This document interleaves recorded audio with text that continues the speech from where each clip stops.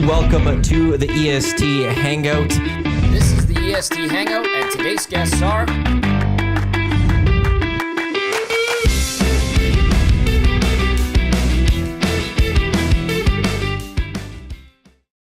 Helper for half the price. A happy Thursday morning to you. Welcome to the EST Hangout, live right here on Edmonton Sports Talk, your clear choice for Edmonton sports. Thank you to everyone for listening live on EdmontonSportsTalk.com. Tune in, iHeartRadio, watching live on YouTube, or listening to us on podcasts, wherever you get your podcast. Matt Iwanyk, Tom Gazzola with you here and joining us back again. Back in the Hangout. Love having him on. Dean Millard is here. Perfect day to have him on as well. Round of clicks for Dean Millard. Clicks for Dino. EST Hangout. It is presented by Sentinel Storage, Canada's storage experts, more than 2 decades helping Canadians through life's transitions. Canadian storage provider. Be sure to buy Canadian. Sentinel.ca for more information to find convenient locations nearest you or to get in on their latest deal, which is 75% off 8 weeks, 10 by 10 units. That is extended till March 31st for a few more days of that. Boys, how are we doing today? Outstanding. It's opening day and we're getting 10 centimeters of snow. I mean, does it get any more real for a Canadian baseball fan? Just think, this used to happen to the Blue Jays and the Expos when they didn't have, I guess the Expos never did, but. No, they played at Jerry Park. Remember that? Oh, that's right. Yeah. Remember those days? Long time ago. So in the 60s. This is what reality is like for a Canadian Canadian baseball fan living in Western Canada. Mm-hmm. Like, how do you not dream of becoming a Major League Baseball player when there's 10 centimeters of snow out there on opening day? It's just ridiculous. Oh, it's like the Trappers when they'd start. Their season started in May usually or something, or was it? And they would always be on the road. But they'd always have to start on the road because it was, the snow's melting. Yes. It might still snow. And a great way to kick off a season with a month-long road trip. Lots of team bonding there, Dino. Yeah, lots of team bonding. Isn't that the biggest early season cliche when teams have to go on the road? Behind the scenes, they're complaining.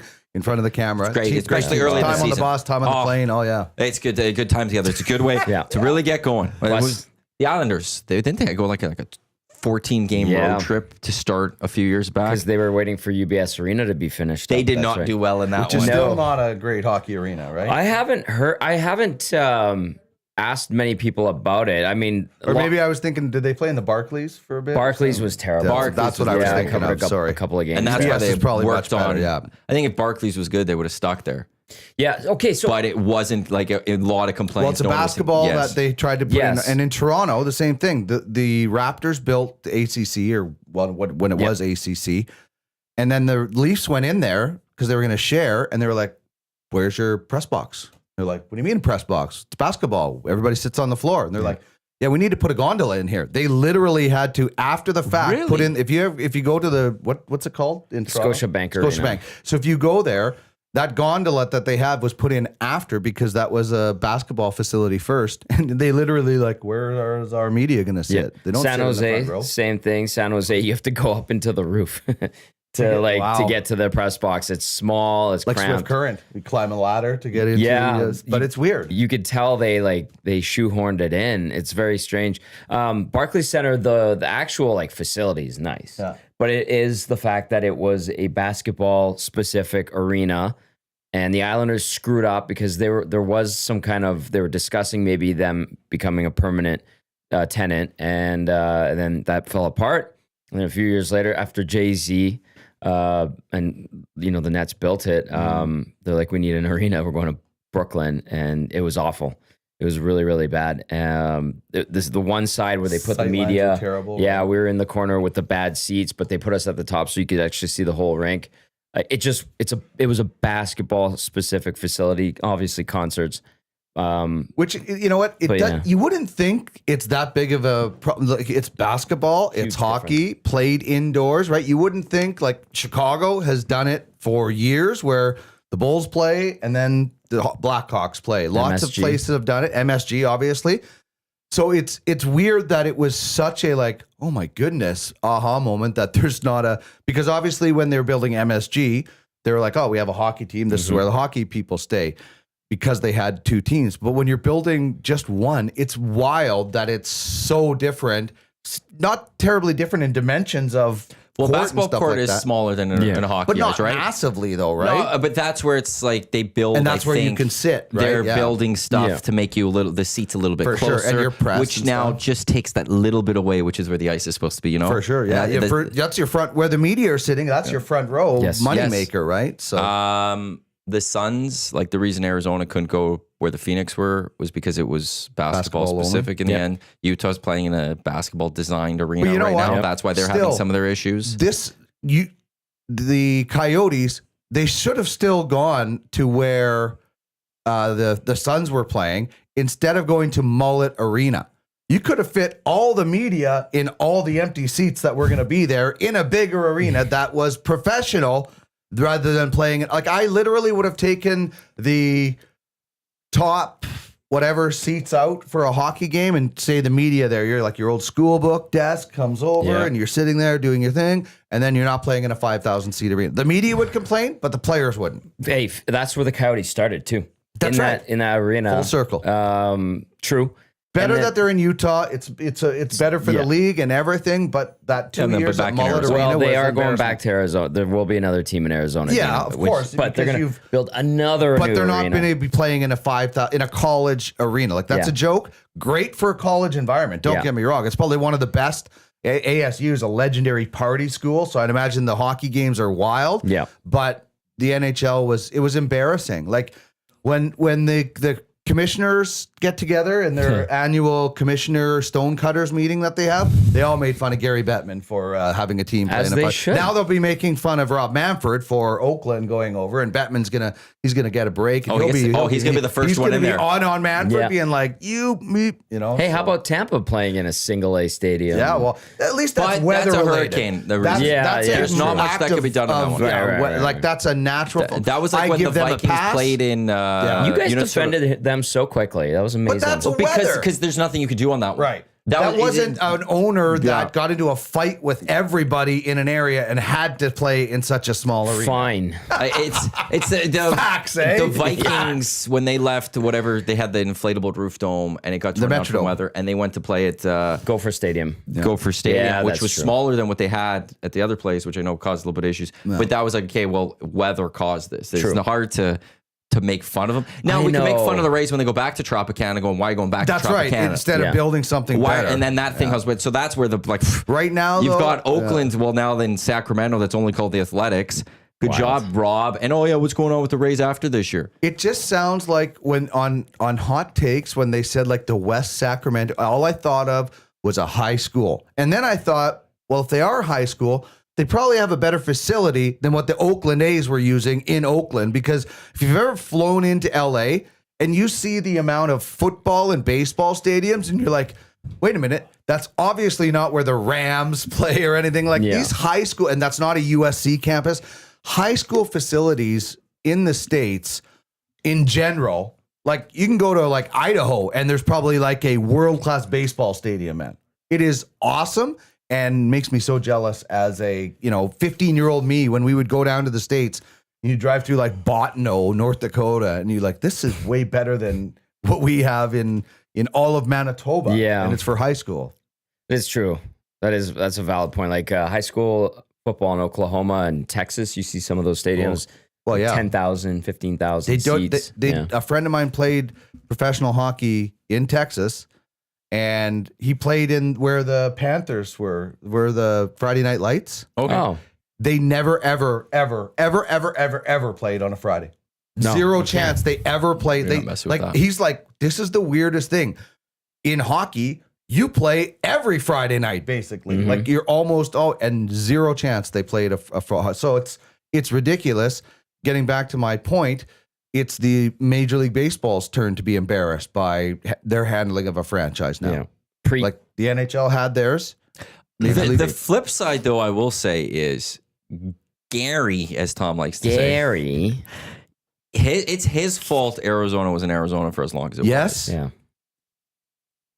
It's not Rob Manfred's fault. The league never took over the A's. No, but he's been going back and forth with this guy for a while. This should have been Fisher cut bait a long time ago. That I'll give you. But the one difference is like the Gary Bettman's pet project was Arizona. Yes, you're right. I will agree with you on that. This wasn't Rob Manfred's pet project. And in the end, there was a history that was very proud once of that franchise. This is what I think. And that it's more on Fisher.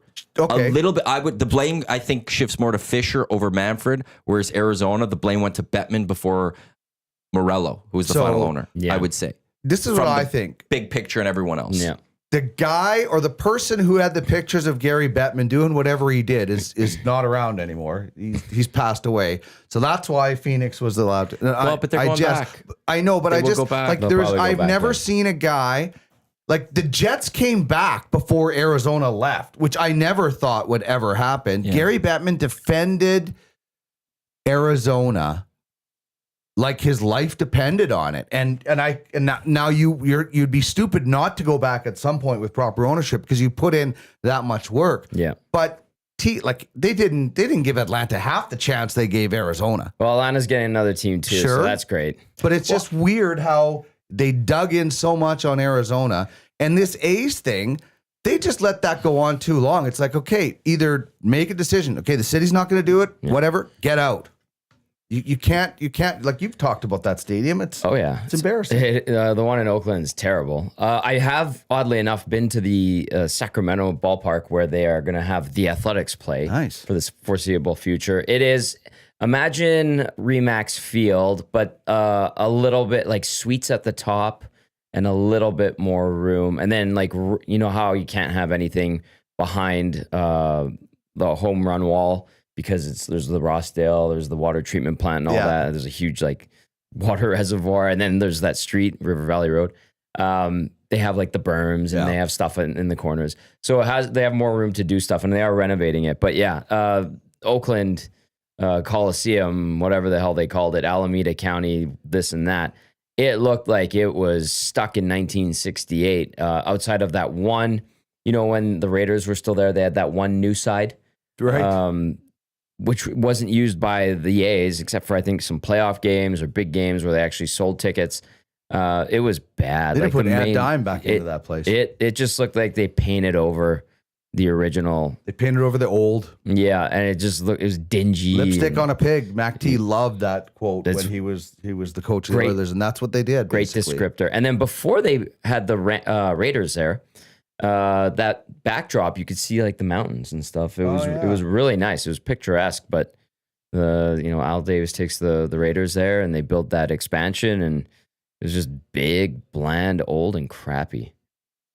Good description for it. Yeah, for sure. that's not like and everything. Like not friendly I read the other day, Man U is getting his old Man U plays at Old Trafford. They play at Old Trafford. So they're building a $2.6 billion stadium, and they're already $1.3 billion in debt. But that's the only way that they can get out of it is because Tottenham did the same thing, basically, right? Yeah. So with United, there's a couple things at play there. One is Old Trafford for a long time has needed to be renovated. Rain pours down. It's 115 years old or something like that. And they've went and they did the new. There's somewhat new ownership.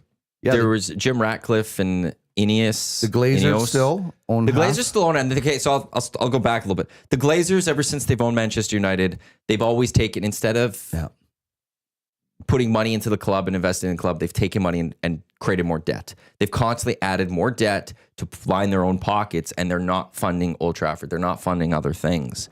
So then they eventually sold like 25% of the club a year and a half ago to the people that own Mercedes in F1, Ineos, and Sir Jim Ratcliffe, who's like one of the wealthiest people in Britain. They got 25% of the club, but they also got full football control. So they actually make all the decisions on the football field. Oh. But they now need to try to get money into this. And part of this is the case. So they did the research or whatever it is. Okay, what are we going to do? Are we going to refurbish or are we going to build new? And they've decided to build new with this new thing. Right beside this. There's also, I've been reading online, some people think this is a play for Ratcliffe to take over the club from the Glazers. Yeah, this is his hostile takeover. I wouldn't be surprised if that happened. Well, because then they're going to have to pull more money or something. He's going to be able to get more shares because then Manchester United is publicly traded. He's going to be able to get more shares and force the Glazers out. And that's part of what this is for. So then they'll be able to, because they saw SoFi Stadium. Yeah. They love SoFi Stadium. They want to do that. Well, they think there's a lot of money. Tottenham had Gaga and all, because this is the thing. When you own the Lady stadium. Gaga? Yeah. Lady Gaga played there. Can you say it right, please? Gaga? Gaga. Thank you. Little monsters out there. She was born this way. when Tottenham built that stadium, the thing is that, yeah, you can make your $50 million annually on game day or more than that. I think that's what Man U was around. But then you get non-game day revenue, like a concert that comes in. And so that. Well, United, I saw a thing, they get like 5-point-some million pounds per home match. Yeah. And that's not much compared to the rest of the They're league. about 6th in Europe. And a new stadium is going to obviously do that. Yeah, you're going to take in a bunch of debt, but you have to keep, like, I love old stadiums. Listen, Grant Fuhr Arena, last home regular season game for the Saints this Saturday.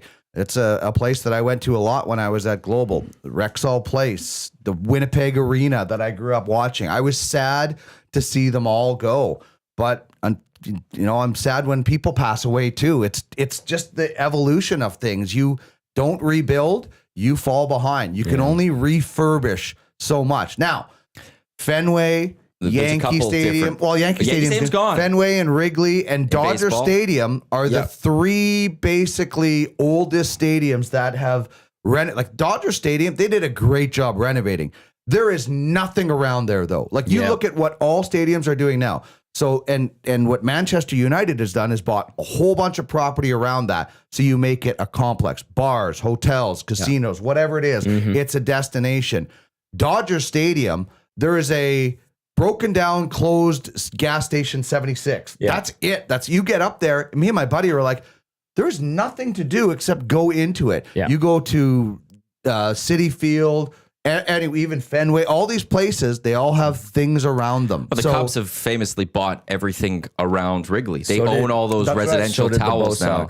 So you have the Red Sox to. This makes me wonder, and I'll be sad when Dodger Stadium closes because that's where every single memory that they're going to have to at some point. Because, in 15 years, they're not going to be able to renovate. A couple places, they've been pumping so much money into it, and they have all that room around. Because there's a couple places I would say then they have to build. Either they have to move or they have to build where they are and build it. They need to. MSG is the one thing that sits there. MSG sits there and goes, "You can be an old building and still succeed." Yeah. Yeah, look what's around it, though. I know that's and that's what the Dodgers have to do. There's a few places like I wish Yankee Stadium never fully changed, but I don't want Fenway to ever go away. I don't want Wrigley to ever go away. I wouldn't want Dodger Stadium to go away. I don't want MSG to go away. I don't want Rose Bowl to ever go away. Keep the Rose Bowl as is. The big house in Michigan. There's a few spots where I think it can work. For the most part, for like 95% of it, you're right. Yeah. Like there's those historical ones that, fingers crossed, they actually never do change because there's something special about that. Like imagine if the Red Sox did announce, we're tearing down Fenway Stadium. We're building new Fenway. And even if they pull the Green Monster up again, it's like new Yankee Stadium, is it that special? Super nice. It may be, but I don't think it has that appeal as Fenway and Wrigley have, or old Yankee Stadium. How many titles have they won at new Yankee Stadium? One. So okay, they won in the first year. That obviously helps when you can say, "Hey, we've actually won." They missed the playoffs in their last year of old Yankee Stadium for the first time in a long time. And then the first year of the new stadium, they won. You just have to build around like that. In LA, there is zero there. Now they have all that land, and if you build a complex, the reason the Dodgers haven't had to do it is they made so much revenue off Japanese tourists last year. It is ridiculous. Like 200 buses a day coming through there. And now that you've gone out and got Sasaki, like they are Japan's team. I know, and that was one of the best moves they could make. So, but imagine money-wise, if you drive up to Dodger Stadium and there's like, oh, we can go to this restaurant, we can go to this, and there's actually something to do, you will get people going there for the day because it's not an easy place to get to. No, it is not. Chavez Ravine. It is a fun place to go to, though. I think they've done a great job with it. Also, to Maddie's point, I'm glad you brought that up, too, because the Cubs and Red Sox. So Red Sox, to get onto the street before you even enter the stadium, you have to show your ticket, scan in, and then they have like the warehouses where the team store is and the restaurants. So like even the streets outside the stadium are part of the ballpark experience. And then Maddie, you make a good point, and the Cubs literally bought land around Wrigley Field, and they built a whole new office clubhouse, and then over top is a park. And the new clubhouse They dug a tunnel from that building, the new office building, underneath, and it's a beautiful facility. Wild. And the tunnel takes you down into Wrigley Stadium and then into the dugout. That is insane. Wow. There's a great video on it. So do they, because I famously see people on those high rises in Chicago watching the games. Do the Cubs own those? They own that now. They eventually bought them. Yeah. And because I know they put some bleachers up there, right? Yeah. It was cool because it's like, hey, I got my apartment. Come over and let's watch the Cubs games through this thing, right? Yeah. It's like staying in the hotel at Rogers. Used to be Sky Dome. It's a Renaissance now. I stayed there once. It was very strange. So you open your window to see the ball field? No, I had a view of downtown Toronto. You're on the other side? Yeah, it was different because in the lobby you could look out into the ballpark. You're like, oh yeah, this is neat. The Red Blacks are doing something where, because they're the Red Blacks in the 67s. Yeah, they're building the 67s are building a new stadium. It's not going to be under. It's going to be like next to the stadium. It's in the one end zone. And apparently there's going to be spots where you have a suite and you can watch the hockey or whatever's going on. And if you go to the other end, you can watch football. Yeah, that is cool. That is a really smart mixed use. And can you imagine if... Oh, and sorry, the Red Blacks also have the condos, famously. Yes. That are right there too. But so you can watch, and Spruce, the Energy City, what is it? Cactus Rats. Yeah. They're building the condos around their baseball stadium. Yeah, they if are. you bought condos, exactly. you can walk out of your backyard and watch a baseball game. In St. Albert, there's condos that look right down onto Legion Field, which is a beautiful set of fields. And I always said, if I won the lottery, I'm buying one of those so I can sit on my balcony and watch baseball. Like in Chicago, that you would want to do that. I think that's just so neat when you can say, come over to my house and we're gonna sit on the balcony and have a couple of beers and watch the ball game. Yeah. But I don't know. I think that the idea of the Red Blacks and the 67s, how great would that work at a college? Like where you've got the rink here and a football game here and they play at the same time. Oh, geez. Like that would be a perfect boost. Like, oh, I'm going to go watch the first period of the college hockey game. I'm going to watch the second half of the football game or whatever else. Like that would be that's such a neat, I've never heard that before. And I think that is so cool. Adam Zeal in the Nasty Chat says those Wrigley renos were done by Stantec too.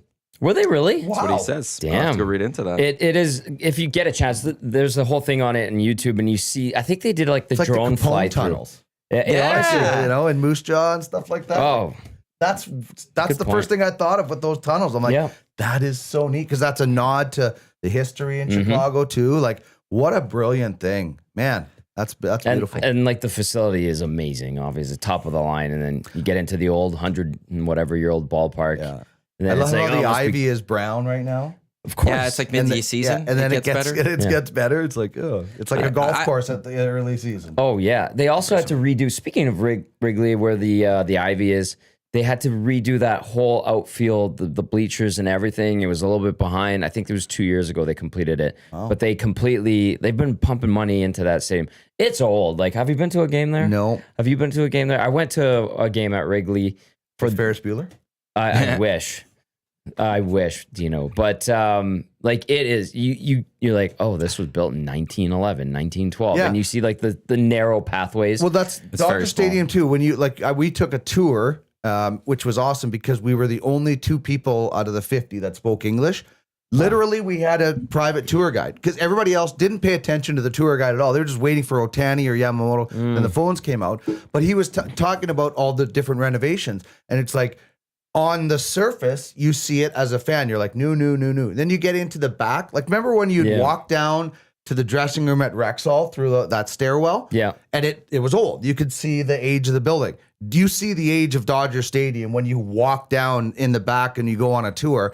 But as a normal fan, as you go in there, it just looks all new, painted and beautiful. But there's some kind of charm about seeing an old building that you can still renovate. So like, I'm all for keeping that. But at some point, as Man U has found out, time is undefeated, right? Father Time, they say, is undefeated, even for buildings, man. Well, the one problem for United too, though, that for their fans, is that they're starting to raise prices again. The crazy thing is, ticket pricing in Europe is so different than what it is here for sports. We are robbed by the owners in North America. Yeah, there's places that they don't even allow you to sell.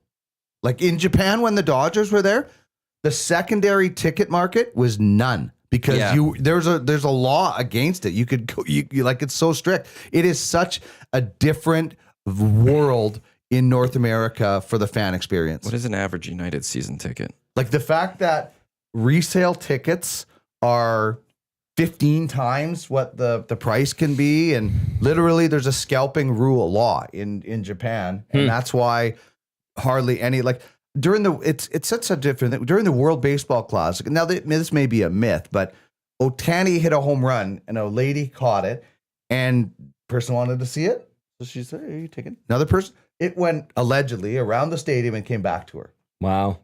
Do you think that ever happened? Like they're fighting over Ohtani's ball, 50th home run, and this and that.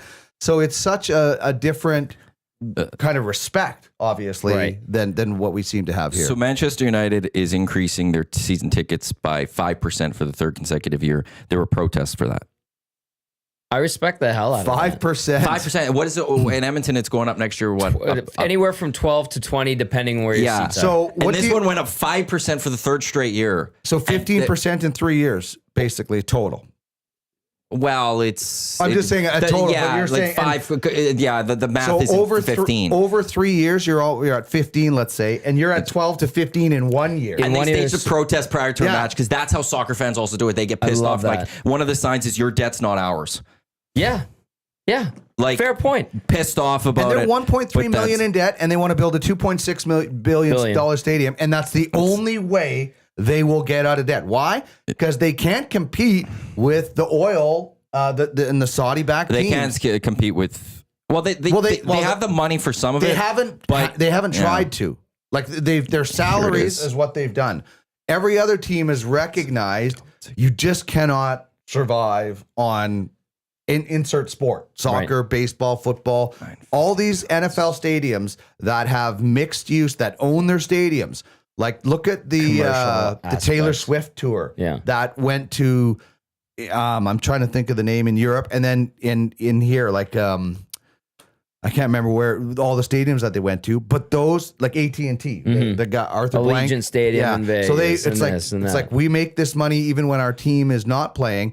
And the guy in Miami that owns the Dolphins, he is trying to get into a lot more premier and Americanize it, like what F1 has done. There is a big fear right now of the Premier League of how many Americans are buying those clubs, and they're going to Americanize their ticketing prices and doing all that stuff. There's a lot of fear of that from overseas. This is the biggest fear is that they will play a championship game in the United States, which I don't think they ever will. I don't think you'll see the NFL take the Super Bowl to Europe. So I could see the Premier League playing games here. I could see him playing games here, not a championship game. You do not take that away from your core fans, in my opinion. Okay, well, I'll challenge that quite a bit here, a little bit. One, on the Super Bowl part, it'd be fascinating if they ever tried to, because they'd have to move kickoff. If you did kickoff at 4:30 our time, that's 11:30 out in London at night. We would have an afternoon Super Bowl. I don't know the appetite for that. That'd be weird. When it comes to, so the Premier League would be an interesting one because games I could see, I don't like an exhibition series or when they do an exhibition in the summer. That's right. Like they have their preseason tours. Like the Oilers in September. Imagine if they went to Germany, Sweden for the whole month. Yeah, that's what they do in soccer. So could you Premier do a League season? I don't know, because Premier League you play 2 matches against every club, 1 home, 1 away. If I'm a club, I'm saying I don't want to give up my home game. I only get 1. They get a home game, and I have to go to the US for this. I lose my home game. And that's where I think the Premier League will be the issue. In Spain, they take one of their championship cups to Saudi Arabia. They had just a couple months ago, Real Madrid, Barcelona playing for a title, not in Spain. It was in Saudi Arabia. But how much that's did that where the cost? money comes. That's exactly and that's what I think, so if anything, you will see a Champions League match of some sort. Maybe it is a final going to the United States. Wow, because the money rules all in those sports. And listen, in that situation, you are going to get some fans. Like, look at fans travel for the Super Bowl, right? Mm-hmm. Fans travel for one-offs. You don't see as many fans traveling for the Stanley Cup or the World Series or the NBA, because you don't exactly know when it's going to end. Right. But you know when the Super Bowl is ending. You know when the Premier League, you know when these things, so you can schedule that and be like, oh my God, the Premier League is in New York this year. Okay, our vacation is now New York. Like soccer fans would do that. And obviously, that's where the Champions League American, North final will American, South American fans would flock to that. So I could see that. I just can't imagine sport going to a different continent, not just a different country, a different continent for your championship game. There would be a lot. You would have to have giant cojones to be able to pull that, to make that decision, I think. All right. Baggio says Italy Serie A does the same for Supercoppa final. And then Baggio also adds Old Yankee Stadium had very small hallways. Bronco Nick say, Matt, so what happens to the NFL teams? What happens to the NFL teams that they lose home games that go to England? They get gate revenue regardless. But to Bronco Nick, like generally those aren't, and I don't think they're ever division matchups in that. And it depends on where you go, because if somebody owns that stadium, then they're getting a lot of that revenue. Also if you're like the Jags meet the Ravens, that's year it is only a home game. Whereas in soccer, it's a home and away against every single team. And the home match matters in soccer. Like that's the advantage. And that's where I know the clubs will be very like look, people don't want to see Liverpool Crystal Palace as much in the United States. They're going to want a Liverpool Arsenal match or something. But you think Liverpool or Arsenal are going to give up a home match agage each other in the United States? They would have to be paid so much money. And maybe that happens. And it's not even about the money as much. It's about the competition. It's about the 3 points. To them, I'm not giving up my home match for the 3 points where they get the home match against me. Like that's why it's different, is that it's a home and away against each club. A neutral site game, what if you did both of them? They would have to be both. It would have to be both for that season. You take your two teams and they both lose their home game, and they're two neutral site games. Yep. They're the designated home team in one of the game, then they're designated away team in the next game. Because even if it's, let's say, and then they're both, it's neutral, like it's both the same for both teams. Let's say who I'll pick a club. Everton is going to get Manchester City. They would love if it's City's home game. We don't have to go to Manchester City. We got to go to the US for this and make it neutral site. Awesome. That's an advantage for us. Yeah. And that's where it would have to be both home teams. Yeah. So that's where, like, Bronco again, Champions League final. I could one day see the Champions League final there. Wow. It would be, for me, it'd be disappointing. It's the Championship of Europe. It should be played in Europe. It's the same as the Super Bowl. Should never be played outside of the US. How far after is the final from the semis? Like, you would have to build in travel time. There's about 3-4 weeks. Oh, okay. So that's fine. Okay. Yeah, I think the finals end of May. Sometimes it bleeds into June. That's wild. I think early May, 4 weeks between the semis to the finals. Because you go play your league. Oh, because they're still playing multiple competitions in the final week. Different. I can't keep track. It'd be like the Patriots being like, "Hey, we can't get to the Super Bowl yet. We got to go on and take on the Maine Black Bears here." Yeah, and then we're gonna play some Canadian Football League games. Then we're gonna get a Rouge from the Alouettes. There's a case of, I think it's 3 straight weekends. If I think it is, somebody could correct me, but I think it's you play your final Premier League match on the Sunday. The following Saturday will be Champions League final. The following Sunday is FA Cup final. So would you rest your player? Like, if you have a guy who's banged up, what game do you rest him for? It all depends on where you are. Like, if so weird. I know. To a degree, if you're fighting if you need that, usually that last Premier League match fully doesn't matter often. Yeah. Like Liverpool should have the league tied up before that. If they're out of the other competitions, but if they're in it, they might rest a little bit in that Premier League match, but otherwise they just have to play 3 games. It sounds like a lot of homework being a soccer fan. Like that seems like a lot of stuff to keep track of, man. That'd be like me following all the Dodgers minor league teams and everything. Like, it just seems like there's so much going on. It's actually really hard easy for a dumb guy like me to comprehend. What I would always say is, if you ever wanted to get into soccer of Europe, if you have a club, follow their league. So if it's England, just follow the Premier League. If it's Spain, follow La Liga. If it's Germany, follow Bundesliga. Don't worry about the cups. When you see cups or whatever, don't care. Don't worry about those. Just follow, like in the Premier League, it's 38 matches. Then add in the next thing. Yeah, and slowly add it in. But once you understand it, it makes a lot of sense. Yeah. Sandwich. I love sandwiches. Egg salad sandwiches?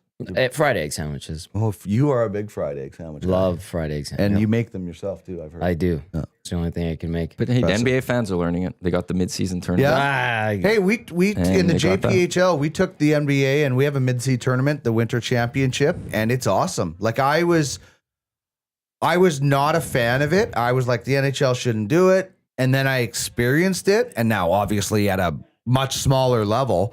But it's amazing how when you don't think the intensity is going to increase because you have a whole nother season, and it does. Like our winter championships were hotly contested. It was fun. It was great. There was something on the line for these teams. And after seeing the Four Nations Cup, I am all for some kind of mid-season NHL hockey event every year. Sign me up. Whether it's Four Nations International, whether it's within the league, I don't really know. I love it. It doesn't have to be long. I just think it also breaks up the monotony of everything too. So I'm all for it, man. I don't know. Apparently Tommy is not. I would have to think about it, I guess. But I do have a text that came in specifically for you. Oh, God. It is from Trish, Lucas. Stop talking. It's from Lucas. I'm concerned. Lucas wants to know, does Dean support the Rouge? And then I wrote, go away, Lucas. And then Lucas responded, all caps, ask him, you just lost a listener. Well, I was trying to catch up with the drama going on with Atif earlier, so I don't want to lose another listener. Luke will be fine. I'm a fan of the Rouge. I think I think it's weird that you can end a game on a mistake, but it's Canadian and it only affects us, and it's such a small niche in the grand sport of things. I mean, listen, did I grow up wanting to be a football player? No. If you brought a Rouge into hockey where you could win the game by hitting a goalpost, maybe I'd be a little bit upset because that'd be kind of cool. That's ODR, right? Like you played posts in ODR where you don't have a goalie. That's a hard spot. You got to hit the post. So if you said in overtime, even if you hit the post, you win the game, I'd be like, no, that's dumb. So maybe because I'm not a football purist, maybe I look at the CFL as too small and not so I almost look at it as like the little brother. So I like it. If they brought it into a sport that I like, if in baseball, I guess in baseball you can strike out and still get on first. Oh, so yeah. It's one of those. The CFL in many ways you would not, if the league wasn't around, you would not create the CFL as is today. True. You're right. You're probably right. You wouldn't be going to the bigger field. You wouldn't go with deeper and I don't 12 like guys. Yeah. You would like a lot of that. We wouldn't you've made the game that. harder. We'd sit there and be like, what is this? You've made the game harder. But it's been around for 100 years and it's now our game that it's like, no, let's keep it as our game. It's unique. It's like basketball though, is never like, we don't have a different dimension in basketball and we invented the game. Like in Canada, you're saying? Yeah, like that's what I'm saying. Basketball in general is played the same. Not internationally. In North America, FIBA, sorry. Yeah. And the NBA should go to the FIBA and get rid of the. Oh, you would say go to the FIBA? I would go to the 10-minute quarters. Oh, that. I still am fascinated that men's basketball March Madness is 220s. Yeah. But the women's game is like the NBA and it's 4 quarters. It's so weird. I don't understand why the men's game is 210. But the dimensions 20s. in basketball are pretty much the same in North America. Yeah. Whereas the dimensions in football are vastly different. Mm-hmm. The dimensions in hockey at one point were vastly different. And in some rinks still are. Like there is some, not in the NHL. Not in the NHL. There is some Should be. older rinks. Like there's a OHL team. George Kingston coached there and they have an Olympic size, or they used to have an Olympic sized rink, which is so weird because Calgary used to have that, I think, then the Flames. Calgary had the ability. I looked this up. So Calgary created the Saddle Dome for the Olympics. They had the ability. And by the way, Olympic size ice is not longer; it's just wider. Wider, yeah. They had the ability to make it Olympic size, but now the seats sit over those pipes. I love baseball because of the uniqueness of each stadium. I mean, if you're a Yankee fan, and you're a lefty, you love that porch and right. I'm going to defend that. And it was a mistake. Like they didn't know that the wind would go that way and carry the balls out. But first year they noticed also these balls are getting carried out that should be fly. But you build your team. But whatever. That's your team now. Yeah. Yep. Like there are pitchers for Oakland or hitters for Oakland that are going to get a boost because of this ballpark they're going to. It's funny. Like Shea Langoliers is my catcher in fantasy, and I am so happy that he's a East Sacramento A's. Well, we don't have a thing like in hockey. We don't say like, well, this is a shooter's arena. This is a goaltending arena. It used to be, though. The Boston Bruins had a smaller rink and a physical team. But we don't say that. Now, like in football, we don't say this is, this is good for offense, is not defense. In baseball, it's a hitter's park and there's a pitcher's park. Yeah. We have those sayings like that. And this one's going to favorite the pitchers. This one's going to favorite the batters. And it's awesome. I loved hearing stories about you going into Boston and you know how tight checking it's going to be because there's that less room. And you might think, oh, how much less? But in how fast the game is played, that extra half a foot for a guy like Connor McDavid or Gretzky at the time would make a huge difference. And then home ice or field, it does matter a little bit more because now, like it's Fenway, the guy that playing left field, he knows how to play that wall. He has to. That guy that comes in for the only 3-game series from San Diego, he's never played there before, possibly. He doesn't know how that ball bounces. You might put a veteran in left field rather than your rookie who's never played there for 2 of the 3 games. So it does affect it. I just wish we had that individuality in soccer. Soccer is different fields. Oh, it is. They do have different fields. Their dimensions can change. Wembley is the biggest one. But there is I'm assuming there's parameters that has to be, but there's awesome. Different sizes. Wouldn't it be weird if like the Miami Dolphins played on a CFL field? That'd be very weird. It'd be a massive home create field a little advantage. Bit of what's the Eskimos at the time? Would it be? I don't know. Like the Eskimos at the time had the cornered end zones. Yeah, I thought Montreal that was still different. has them. Montreal still has them. So, Toronto has this. What a 17-yard end zone? Toronto has 17-yard end zones. I'm all for making things a little bit more less cookie cutter. Right? We have beautiful arenas everywhere. Yeah, but the rink is the same size. Boston Garden was 191 feet by 83 feet. So instead of 200 by 85, 191 by 80. That's a lot, man. 9 feet in length cut off and 2 feet in width. You're taking away 4.5 feet on each end. For a guy like Gretzky who spent time behind the net, you don't think that made a difference?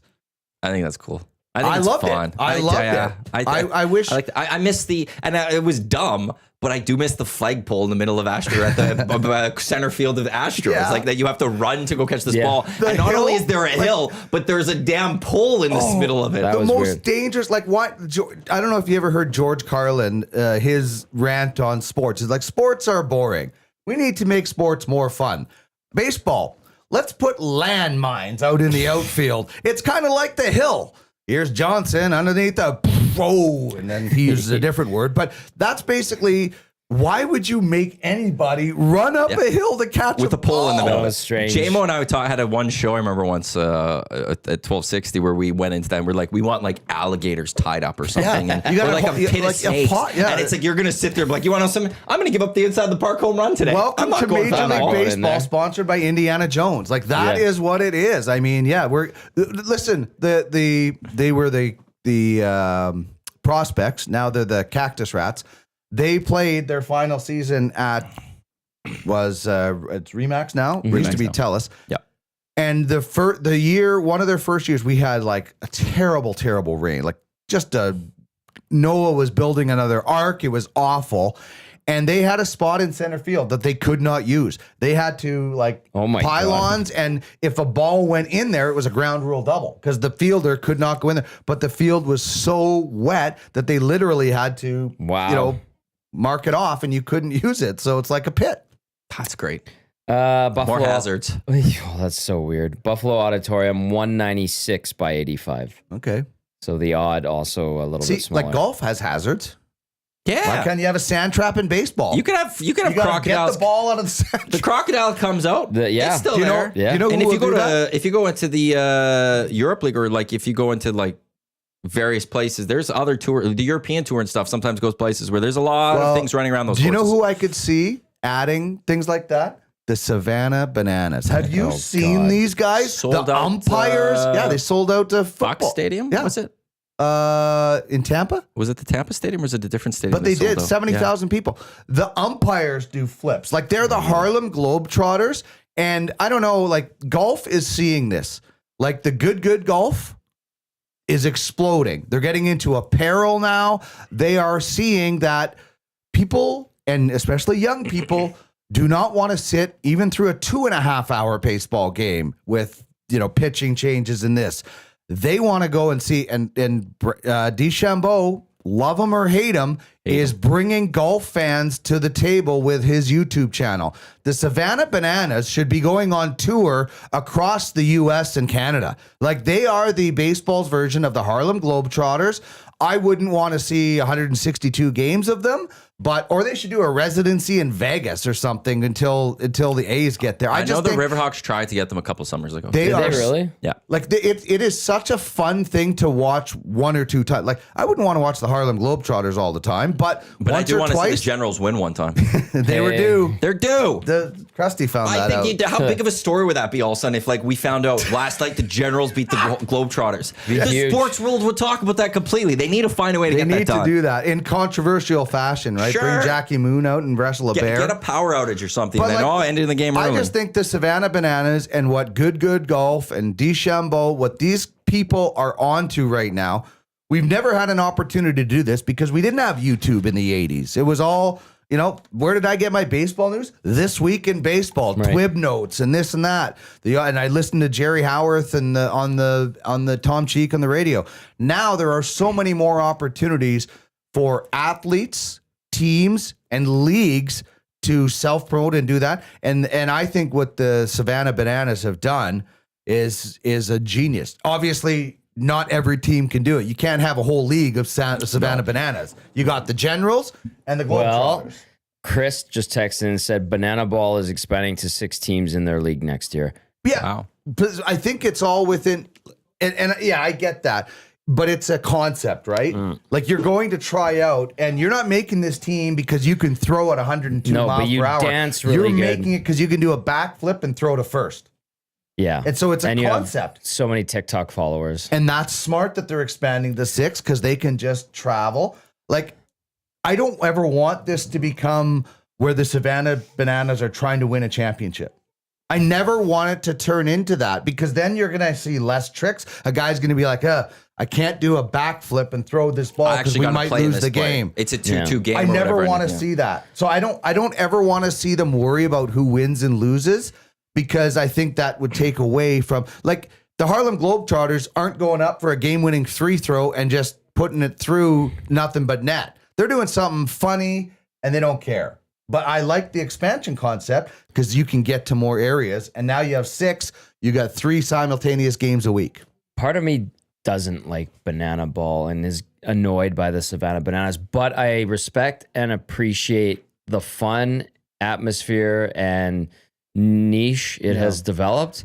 But, like, when people put highlights up of Banana Ball and these, like, you see all the catcher, the the batter, the pitcher, the second baseman, the center fielder, all dancing in rhythm. I'm like, oh my God. But you know what the great thing is you don't have to watch. It's not on Sportsnet. It's not on. It's not everywhere that you are maybe watching. Like, you literally have to go find it, and they're still productive. So I'd probably be annoyed. It's like when the lockout happened and the poker craze went on. Yeah. Lots of people got sick of poker. Even poker players got sick of watching so much poker on sports. Yeah. If you start filling airtime with the Savannah Bananas, I'd probably be with you too. Mm-hmm. But every once in a while, I think it's a good thing. And it's not for everybody. I get that. Dancing umpires and stuff like that for 2 minutes is not for everybody. But there's definitely a crowd out there that is. What will happen? And the Globetrotters, at least, they've been around, so it didn't happen because it was back in the day. Somehow we are going to get annoyed by the Savannah Bananas because they are going to get shoved down our throat too. Really? Did you ever get annoyed by the Globetrotters? Is that because it couldn't happen? No, I think it couldn't happen. I think America's going to find the 6, and then they're going to do this, and then it's going to be on TV. And they should never go beyond 6. And we're going to see it all week, and it's going to become poker, and people will then get sick. I hope not. Because one thing we do well in North America is find something good and then destroy it. Yeah. Completely overdo it, oversaturate it. Yeah. And that's what's going to happen. I was reading a story last night about that Hawk Tua girl. That is the perfect example of you take something and destroy it. I mean, anyway, I think that should never get bigger than what it is. That if it ever gets bigger, the Globetrotters come like once a year to Edmonton. Exactly. The Savannah Bananas are going to come to Edmonton once every 2 years. Awesome. Okay. Cool. That's good. Yeah. Never But get it bigger. doesn't need to be on TV. You We don't need need a TV You don't deal need to get announced too with big to ESPN fail. or something. And that's what I would hate for them is, we can turn this into a 20-team league. What? No. Who the hell wants to watch that every night? And I don't But it's want to be. awesome. I don't like want to it. be completely negative about banana ball. Well, you're 'cause getting replaced by me right now. No, but No, That's the chat. I'm saying the one thing I do like that they have incorporated, I think, is a neat rule and makes it fun and it brings in the fan as well. Is like if you pop out or if you pop up and it goes foul and whoever's in the stands, like fan catches it, that's the end of the game. I didn't know that. That's awesome. I See, love like, that. There's so many things about this that I'm just learning Yeah. that and good. So if that happens in the first inning, the game is over. No. It's only to end the game. Like if there's 2 out, Oh, and So the on the final out. final out, and if you Okay, catch okay, it and you're in the crowd, Wouldn't it's that up. be something? I'm like, Yeah. show up for a first inning and a guy pops out and the game's over. No, What is that would this? suck. What Yeah. the hell? I just That is sat down. So it's like the foul tip on the catcher, Yeah. catches it, you're out or whatever. Yeah, so if you pop out and you're, So and then the fan everybody's catches cheering it, for the it's- fan or absolutely, booing, right? Yeah, You know, and like depending. that I actually really appreciate and I like, and I think it's cool waiting. I want to know where they found all these people that can, like, where's the umpire that is doing flips? Because the umpire that used to call my games could barely get out to have a dart in between innings and off of his seat after. Yeah. I mean, umpires, all these pitchers, I never knew there was a Harlem Globetrotter of baseball. I always thought it was like, get the ball and get it out of your glove as quick as possible and get the out. And I saw this. I was absolutely fascinated by it. And I think it's a good concept, but you get too big, then it's going to, and I don't ever want to see it get to that level. Well, they sold out Fenway earlier this year. Was it Fenway? They've done 2 stadiums? I know that they did. They just like last Raymond week. James? It was. I think it was Raymond 70,000. James. And they did Fenway earlier this year. Yeah. So in that just don't get too big, banana ball. That's My message for today. It's. Drugs are bad, okay? And banana ball is good. All right, Mr. Mackey. They might add some steroids into that league maybe one day. If you want that steroid league, maybe You that's want the league to the add no into that. testing banana ball? That's what some people want. That would a guy be hitting like 900-yard home runs. Well, I guess they never hit 900-yard home runs and they were on. But if you're serving one up to a guy on steroids, he might hit it 900 feet. The official drink of the EST Hangout is the Finnish long drink legend in 1952. A drink unlike any other sparkling refreshment. Real liquor. Longdrink.com/Canada is where you can go to enter your postal code to find a liquor store or establishment nearest you with the long drink in stock. the And again, they Letterman. have the OEG partnership, so you can get it down at Rogers Place. Millard, Tom Gazzola, Matt Iwanyk with here on Edmonton Sports Talk. Your clear choice for Edmonton Sports. The Hangout presented by Sentinel Storage. By the way, We got all over. our friend Jack Cookson gave us, you and me, a shot that I told you about earlier. Yes. So he said that we're living in last year. And this year's all about 2025. And I'm like, well, Yeah, this year has barely started. The Dodgers are 2-0. Everybody else starts Yeah. today. Of course, we're living in last year. The 2 teams that made the World Series. And I was going to say I would have wore a Dodgers hat today, but Jack refuses, I think, to bring in any Dodger championship memorabilia. I respect that. Because he's a Attaboy, Giants Jack. I like fan. that pettiness, if that is the case, which would be the case. I'm pretty sure that I will is say Jack. this to Jack, that I don't have to live in the past. I don't think you have to live in the past. I could still live in 2025 throughout this year, and it'll still be better than the Giants. Cactus League champions along Oh. with the Blue Jays. Oh, yeah. That's bravo, Jack. Bravo. he'll bring in, Jack is good. he's going to bring in some Sorry, Jack. Cactus League hats for that one. You won't That- get Dodgers World Series hats, but he's going to try to find some Cactus League hats to honor the Giants' victory. Is awesome. You know, one thing I love is that he does a daily countdown in the offseason with, he does it with me or in some of his other buddies. So it's like 55 days until opening day. And he's a nice enough guy that he'll send me like 8 days and it's Gary Carter in a Dodgers uniform or whatever, like the number. And I think it's a great way for him and I, like as soon as hockey season ends, it's all baseball for the both of us. We both make our living in hockey, right? Like when the Oilers do well, Pro-Am Sports does well. I make a living in hockey, but I think both of us, baseball is our passion. And I think everybody, you are a massive soccer fan. Everybody has to have something else that they do besides the sport you cover. I mean, you kind of get detached from hockey a little bit. Yeah, I when love you, Fortnite. when you cover Thank it. you for asking.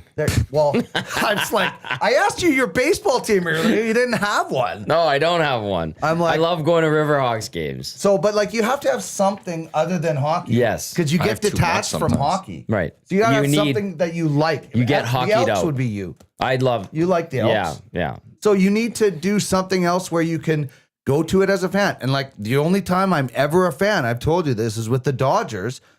And I get it. I get the craziness of a fan, but you need that if you work in sports and cover one sport mainly, because you get kind of detached, you get kind of desensitized. Sometimes you get pissed off at that sport. Yes. Well, the Cardinals do that for me every Sunday. So Well, there you go. So you have to have something that you can. feels you know, so good to be mad at them. Yeah. I'll tell you what, Dino. It's very regularly. Oh, I get it. I get it. Even though the season has kicked off, the season today opens up with 1 o'clock Yankees, Brewers, Blue Jays, Orioles. Your Dodgers later tonight, home to Detroit, while the Giants are in Cincy to take on the Reds. But a bunch of games going on. It's crazy. That's actually, this is the one thing I love about baseball too, is so we got 2 8 o'clock games tonight. End of the night, you're just winding down, getting ready for bed, flip through the TV, and all of a sudden, oh, there's a baseball game. Yep. Play.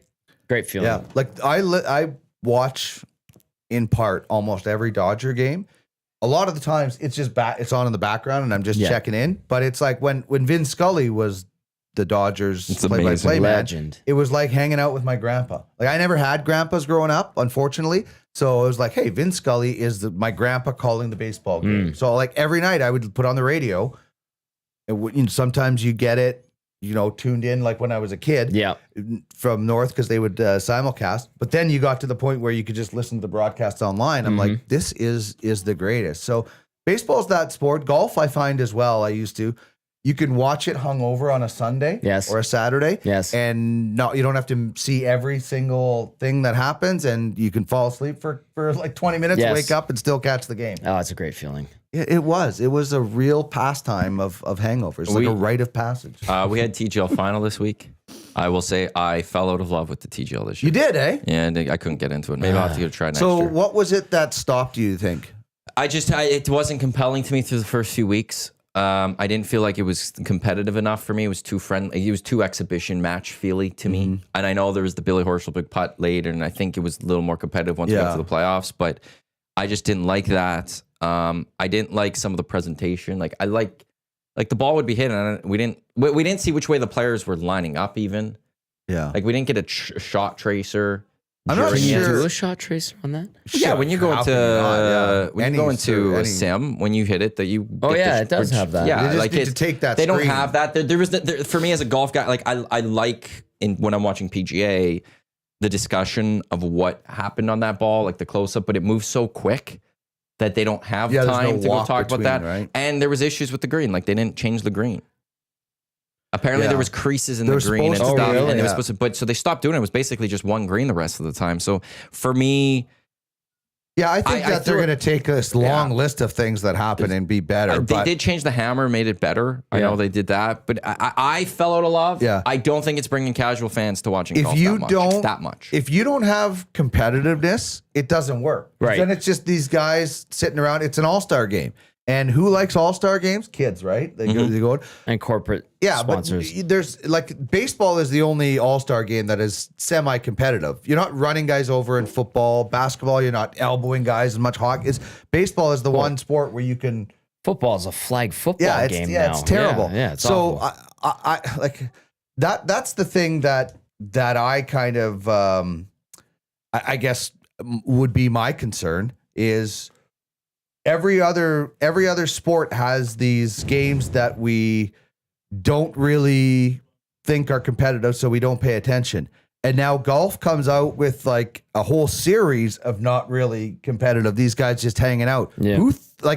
If you don't get the juices going, if you don't get some like bad blood, maybe, I don't know. These guys I think they took it too relaxing. Like, oh, I'm going to make this much money. I'm going to do this. And this is hanging out with my buddies. You have to have something on the line to make it intriguing for them. And I think by the end, semis and finals, like they were more competitive. I watched a little bit of LA, New York in the semis because I was cheering for LA for whatever reason to start the season. That was my team, and we lost. So I was disappointed. But We like lost. it's just I wanted that a little bit more competition. Yeah. And there's like small like even I would have liked the 3 golfers of each team to be separated. Like I don't want them that close to each other. Mm-hmm. You know, I want that little bit of a feel of like, okay, let's talk about things.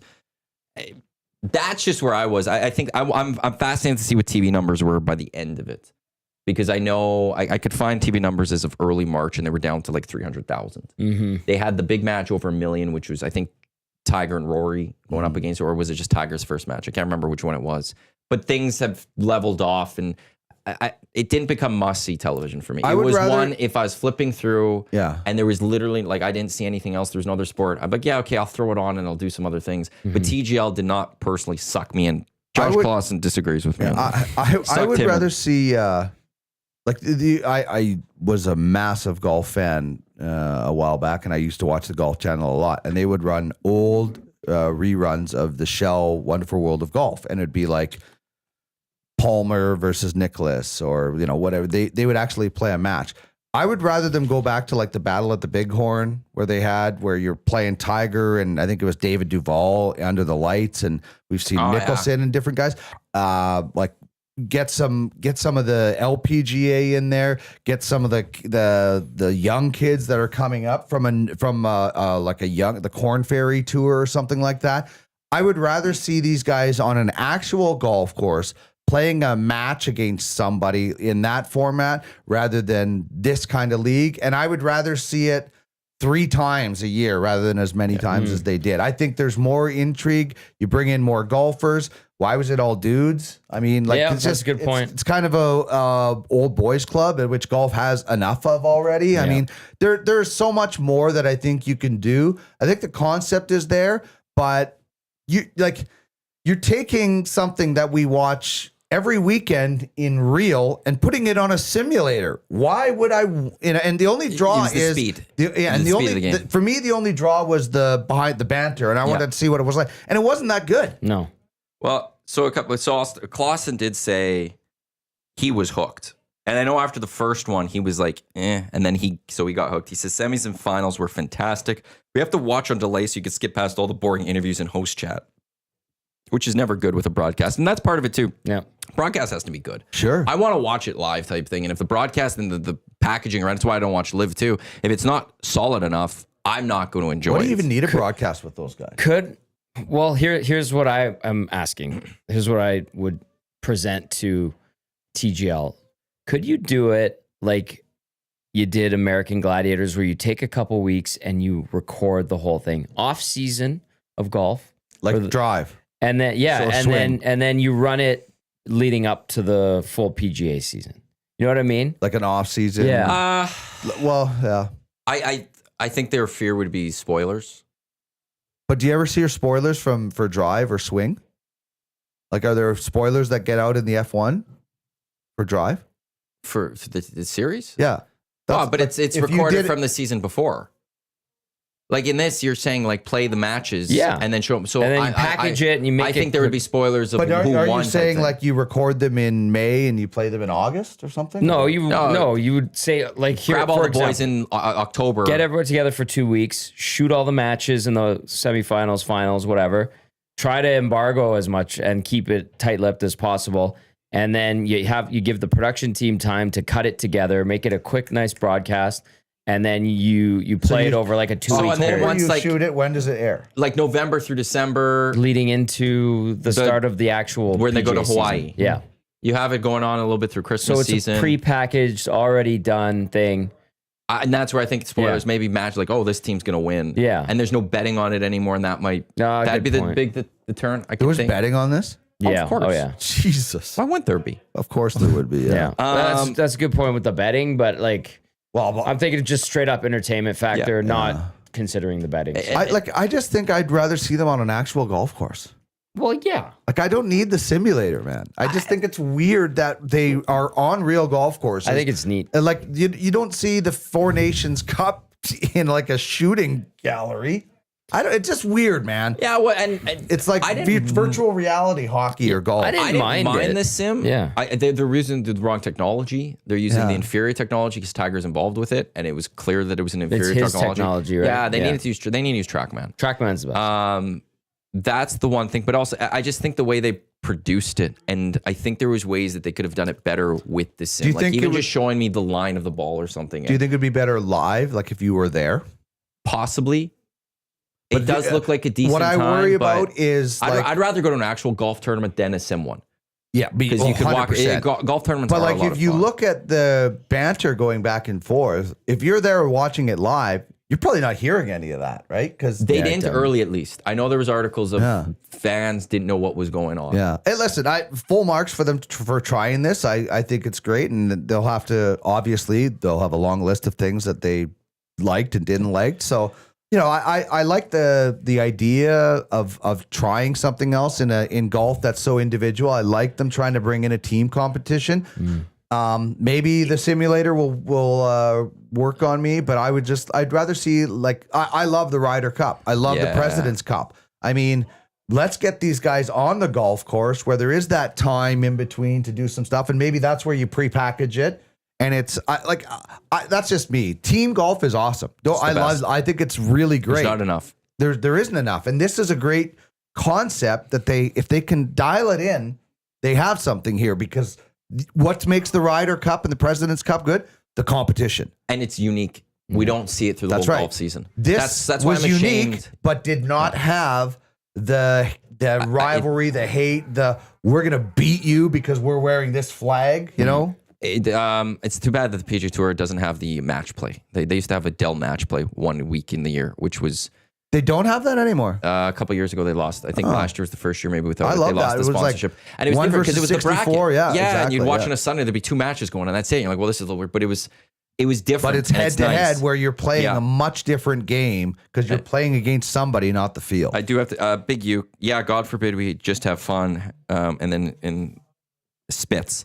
But this wasn't packaged about just having fun. This was packaged as competition. This was practiced as a championship. And if you want to have this as the golf all-star game and you're going to say we're going to do 8 weeks of the all-star game, cool, then just have fun. Mm-hmm. But don't tell me there's a championship on the line. Don't tell me there's a playoffs on the line. Don't tell me there's some sort of competition and it's just about having fun. Like, don't tell me it's competitive and give me the Savannah Bananas. Do we want the NHL All-Star game as it was? Like, did you go into this thinking this was more Savannah Bananas or more Ryder Cup? I wanted it to be. No, what did you think it was going to be? More Ryder. And what was it? To me, it was more Savannah Bananas than it was Ryder Cup. Yeah, I thought it'd be like if Savannah Bananas is, let's say 0, Savannah Bananas 0, Ryder Cup's 10. I thought maybe it'd be more like a 6 on that scale. And what was it for you? I think it probably fell to a 3. Yeah, me too. Until semifinals and finals showed up, maybe that one moved over. But I watch sports for competition. I don't watch sports fully for just like, there's a way to do, it doesn't have to be fully serious. Yeah, right. But you could have added, I needed a little more competition if this mattered. Yeah. If it doesn't matter, then let's just do again. Let's package it up, as you say, Tommy. Yeah. Let's do it, film it all. Yeah, and then you take the best and leave the garbage. And have some fun with it then. Yeah. And then make them do trick shots or make them go. And if this is just about fun and banter, make them do a hole where they draw like you would do on golf course. Like Billy Horschel hit one left-handed the other day. Well, there's that. Okay, or you gotta play this hole left-handed. Or you got to play this hole only with one club. Pick a club and or your opponent picks your club. 100%. Yeah. Let's do something like that, or you spin a wheel. And that's the Savannah. If you want that, then let's go that way and let's have some fun with it. And you know what? But if it's a competition, I want there to be the team. You know what? We're having a bad start. You know, New York, I think, got off to like an 0-2 start or something. They did. I want them to be frustrated during that a little bit, going, "Oh my God, like we're screwing up early in this tournament. Are we going to blow our season?" I want a little bit of that. Yeah, I agree with you on that. I think that you could have so much if you are gonna fully embrace the entertainment factor and not worry about the competitive factor. Then you need to bring in some quirky things. It's like, okay, now this team is each team can do it once, where we're going to force you to hit this one left-handed or whatever it might be. Then you're not worried. Then you are totally on the premise that this is just for pure entertainment and the competitive people don't have to watch. Like the competitive people aren't watching DeChambeau's channel, but it's still popular. Right. Go bring me a college team to go up against the PGA guys. Go bring me the seniors tour guys to go up against an LPGA or something. Like, why don't you have like a senior tour, an LPGA, and you have to have at least 2 members from each tour. Bring in all 3 tours. 6-person team, 2 women, 2 seniors, 2 current. Let's see how. Mix it up a little bit. I wouldn't mind that. Do a draft of teams at the start of the year. Yeah. You want to know something? You have your like captain. the NHL draft. Like, I know it was goofy. Yeah. But for the All-Star game, but it did make people watch. It did. Yeah. Draft and the last your person teams. got a car. Yeah.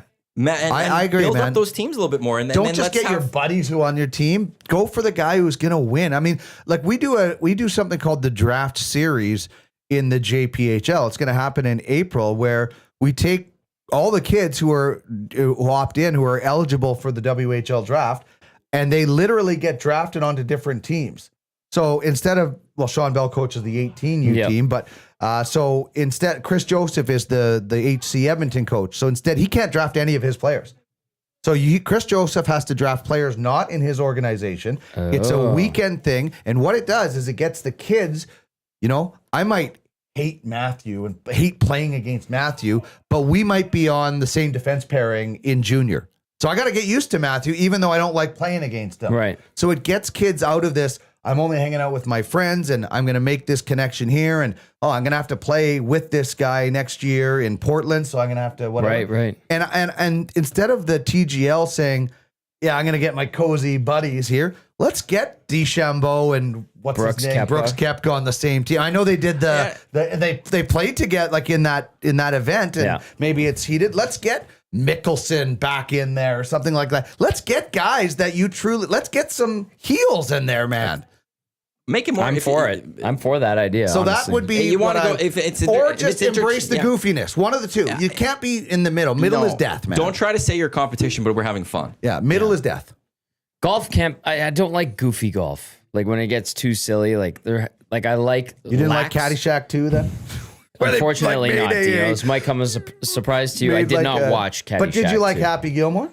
I loved Happy Gilmore. That's I'm looking goofy, forward though. to Happy. Yeah, but that's Apparently not real I haven't golf. seen the trailer. The trailer looks great. It looks cool. Well, It's a either nice was teaser. Caddyshack 2, man.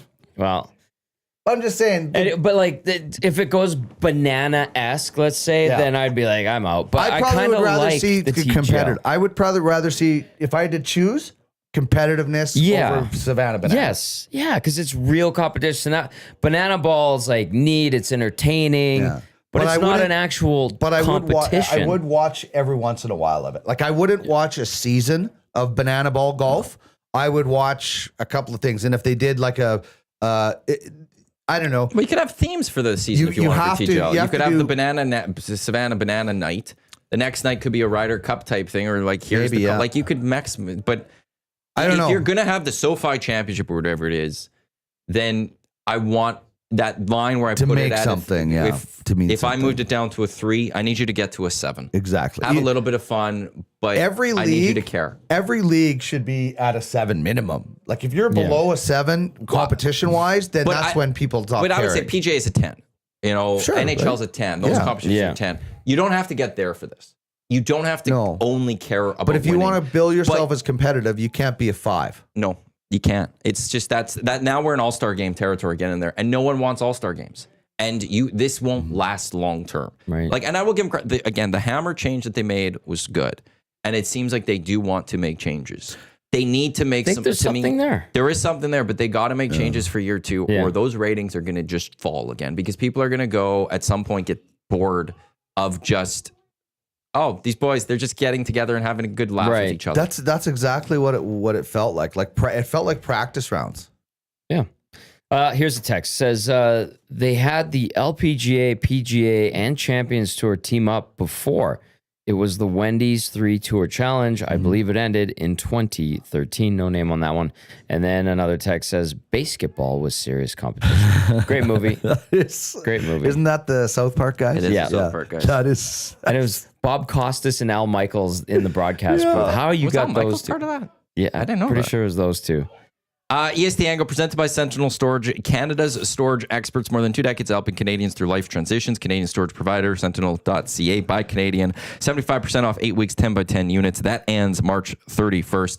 Sentinel.ca. D. Millard with Tom Gazzola, Iwanyk with here in Edmonton Sports Talk, your clear choice for Edmonton sports. We will get to the Oilers in a little bit here. It is a game night as well. Taking on the Kraken. Tommy live at BP's Westgate for the GCLD's Oil Stream pregame show, 7 o'clock tonight.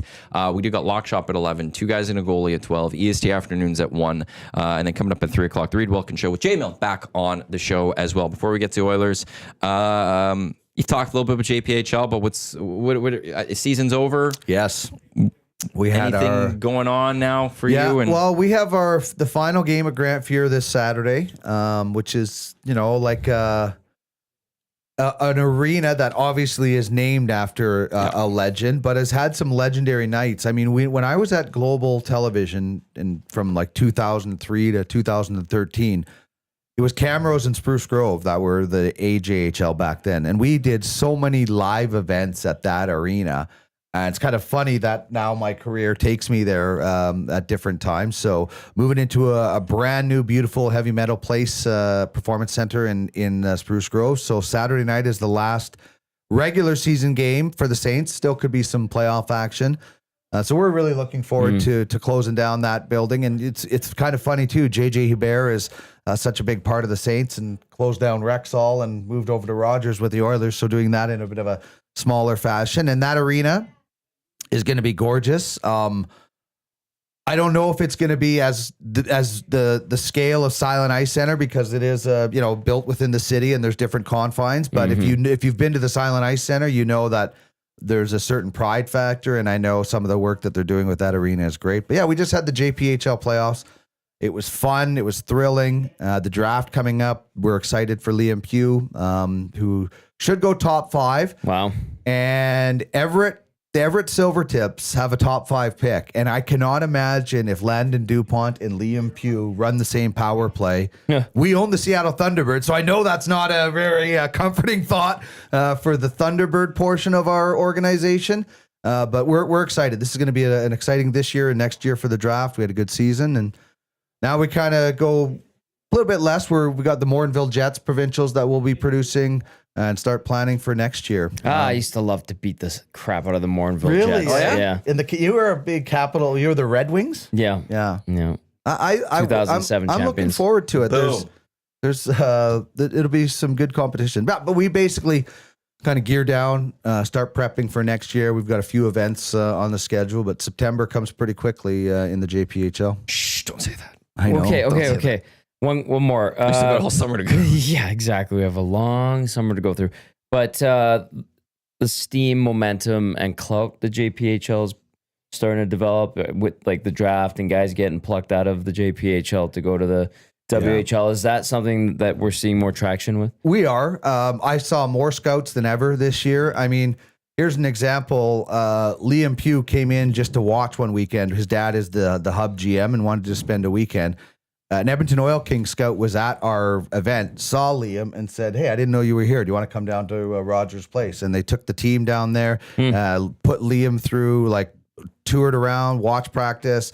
They went into the weight room and they were leaving. And the one guy, Oil King, said, "I've seen that kid on TikTok." He's like, so people are starting to know him. Right. The female Super League is really growing. We'll have a 16U division next year. We had 12U, 14U.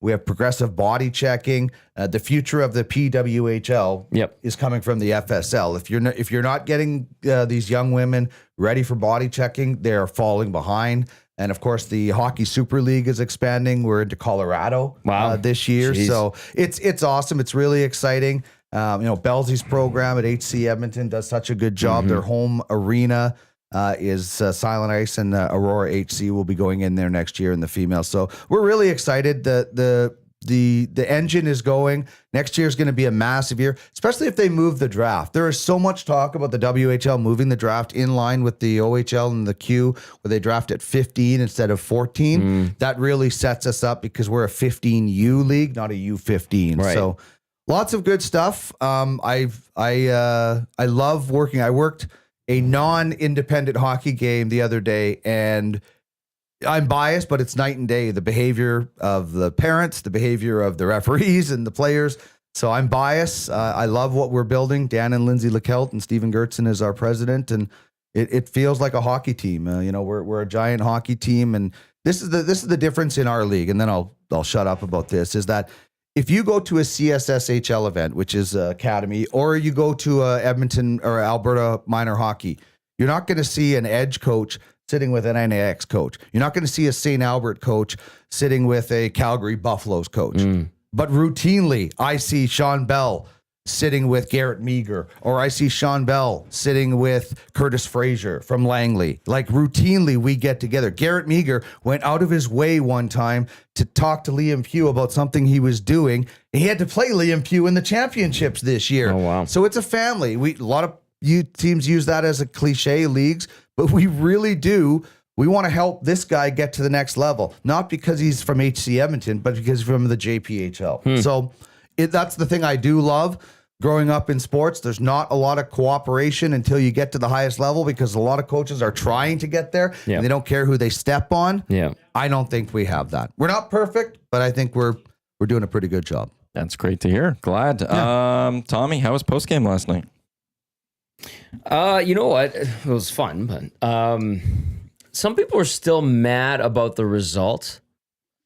And I said it on the post-game show. Well, yeah, of course, they lose and people get upset. Yeah. But I said on the post-game show, leading into this game, there was a lot of texts that came in and stuff on the nasty chat that were like, well, considering Dallas is so good and the Oilers are without McDavid and Draisaitl, this is basically like a scheduled loss. So you look at it as that, and then, maybe you get a decent result. Who knows? And then you go into Seattle and you win that game on Thursday. And even though like some people were saying that, there was still anger and vitriol. People were just all over Stu Skinner. So that part of it, wild. But you did pre and post game shows forever. You know that there's never this fan base is never appeased. There's always going to be. But there's got don't get me wrong. I do remember that, but it's common sense. I mean, if there's a definition of a scheduled loss, last night was it. In my opinion, Pickard should have started, and then you concentrate on tonight. And listen, I know coaches that have had scheduled losses in a playoff game. So if you can't do it in a playoff series, rather, where you're maybe setting them up or whatever, or you need a bit of a rest for a guy, this is a scheduled loss 8 days a week. I mean, all of everything going into it. And the fact that they got as close as they did should have been the best post-game show on the planet. I mean, I looked at that one and thought, this is crazy if anybody, other than the guys in that dressing room, the players, think they can win. And even some of them should have thought, this is probably a scheduled loss. Let's just get away unscathed. Right. And they still dug a hole and clawed it back. I don't know why Pickard wasn't starting. Well, yeah. Maybe it sends the wrong message to your team, but let's be realistic. The guys were all probably thinking it. We don't have our two best players. We're playing against the team that's going so hard. It's the first of a back-to-back. Come on. Be realistic. You don't go in and tell them you're going to lose, but it's a scheduled loss, and if you win it, you're happier than anything. Yeah. Do you disagree? I think they didn't. I think their mentality was, we could win this game. Here's how we're going to do it, with a group mentality, raw, pull up our bootstraps. And yeah, Stu's if you're in the playoffs, I get that. Yeah, that's how I think they went into it. And then I think the expectation tonight is to beat Seattle, because they beat them 9 times in a row. They're 12-2 against the Kraken lifetime. This is the game that they should have been focusing on, and if they won last night's game, it's a bonus. That's my thought process. Yeah, I think the positive of yesterday was they dominated a lot, especially that first period. They were the better team. Lots of possession. What was the shot total? 44 or something like that? 44-24 at the end. Yeah. But obviously a lot of that was volume at the end of the game. Yeah. But first period, they had possession. Decent, they were in the zone. The Stars got the lead late in that period, but it was the Oilers were playing really well. Nice comeback in the end after digging themselves that hole. Yeah. I do understand, though, the frustration of Skinner from yesterday is because, that first goal, look, that's Wyatt Johnson who scored the first goal. It was Wyatt Johnson. That's a great goal. There's a calamity of errors leading up to the breakaway. Absolutely. But the difference that sometimes with Skinner and some other goalies is that, Jake Odger, we saw later, made 2 brilliant saves, I think, in the second period, back-to-back in a sequence that were just great. That's what you want from Skinner. Sometimes you want that big save that maybe isn't easy, but make the save to bail out your team after a calamity of errors. Let in Ford, stop the fifth. Grand Fuhrer. The third goal, right? where it was just under his pad, can't let that one in. I didn't like that. So do you Like, think those he two should have goals, and it's started? just- Like, why wouldn't you start Pickard last night then? Would you have started Pickard? I would have. I like in a back-to-back starting my goalie generally in the second game than the first game. Your starter, yeah. So would But you would have? I see that the mentality I would have was. gone with the way that Knobloch did it. I think the mentality of that one is we don't have McDavid on Leon. Let's get our better goalie in this one. Let's get our starter in this one. Yeah, I guess to help so. balance this team Yeah. to try to get this win. Because tomorrow we're taking on the Kraken. It doesn't matter who our goalie is tomorrow. We should go beat that team. I hate the idea of conceding games. I hate the But in idea of an 82 scheduled game losses. season, I hate it. I think it's Joaquin summed it up best. That's a loser mentality, defeatist. I agree with that. It's one game. I will know say this, I know what but you like- mean, Dino, but I don't. I never In the want to go grand to scheme of any things- game against the best team in the league and think to myself, well, we suck and we're missing our best guys, so I don't Well, care. I wouldn't We're say gonna, you suck, No, but I think you go into it I saying, hate that hey, attitude. we're not going to win this game. The odds are so far not in our favor. Let's set ourselves up for the best situation for tomorrow. And if we get a point tonight or two, that's a bonus. But let's make sure we get the ones we need tomorrow. I mean, if Dallas comes in without Robertson and Rantanen, you're like, oh man, this is a scheduled win. Like that's the way I just look at it. That in an 82 game season, I think there are some nights where you're not trying to lose, True. but if you don't win, you're not just that terribly disappointed because the big focus is tomorrow. Now, it depends on the timing. You know, if you're chasing down a playoff spot, obviously you're not probably having a lot of scheduled losses. Yeah. If you are trying to get home ice overall. But I just think that in the grand scheme of things, and you know what? The other thing is, I don't think it's the worst thing. Isn't this the last time they're playing Dallas, right? That was it, yeah. So I don't think it's the worst thing to throw a McDavid and Draisaitl-less team at Dallas and almost come back the way they did. Dallas probably got a little bit overconfident. If they face Dallas in the playoffs again, obviously they're going to be looking at the other games, but You know what? it's always sticks. The last time you play a team always sticks in your head. I also think this helps the Generally, Oilers yeah. at least confidence-wise because, like, last year, Ottinger wasn't brilliant. Like, he wasn't this stud goalie in the Western Conference Finals. The Oilers found a way to beat him. Mm-hmm. Even last night, the Oilers go, well, we scored 3 on Ottinger without McDavid or Draisaitl. Yeah.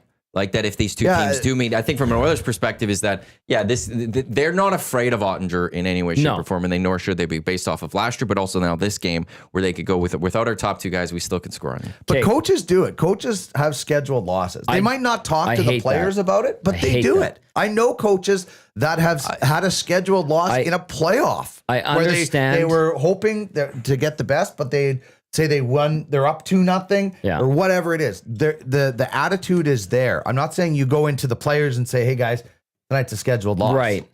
I But amongst understand that principle.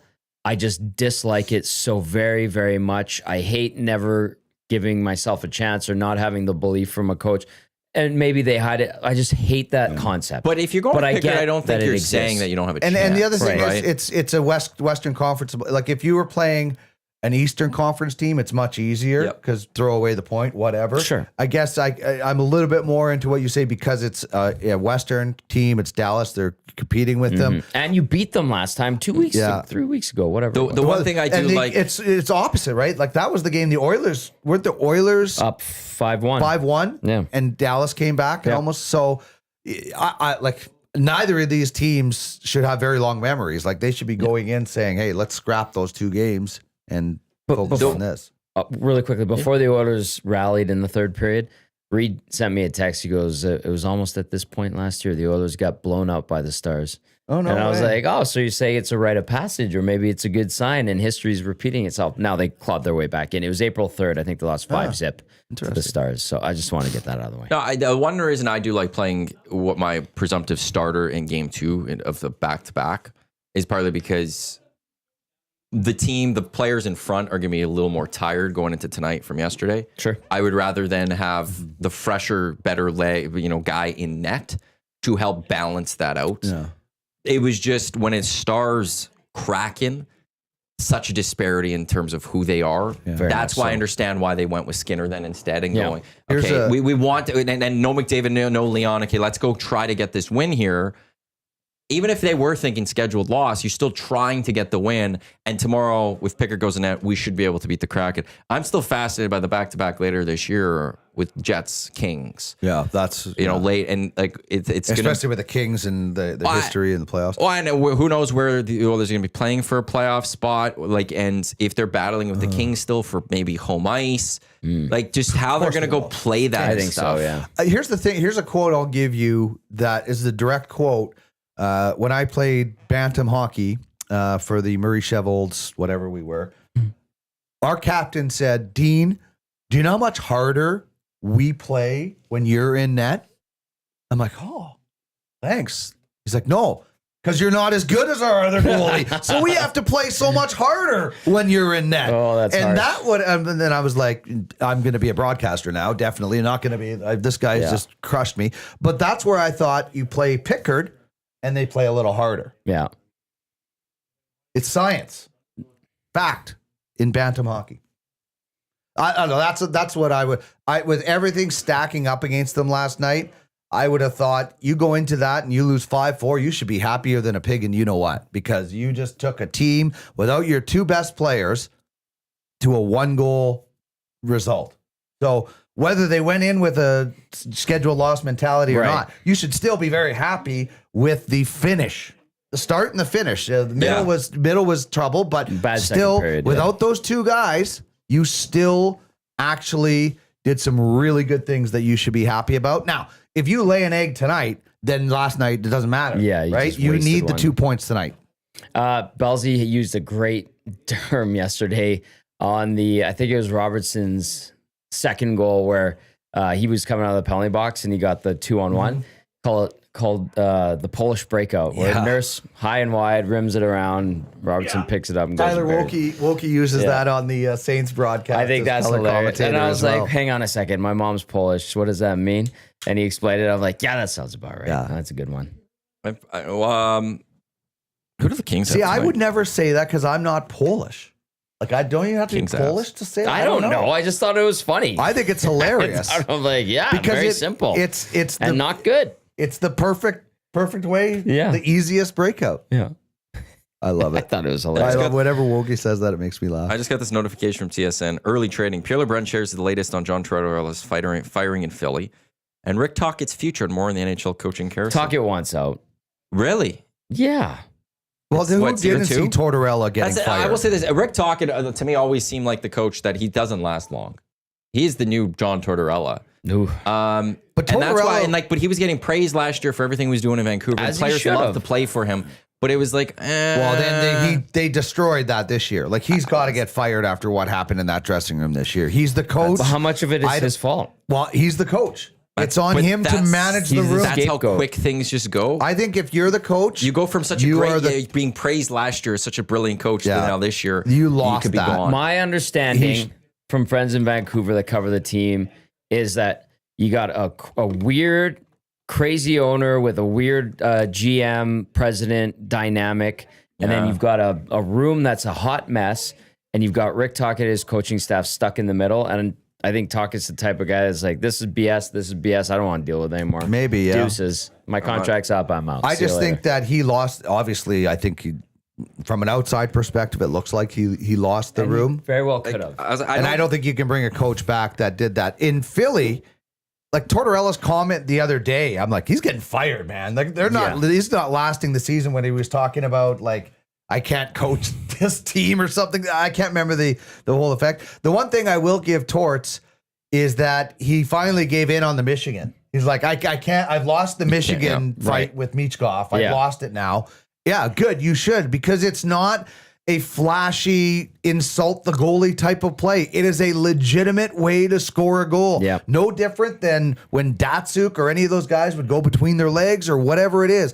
It is not high sticking. It's not showboating.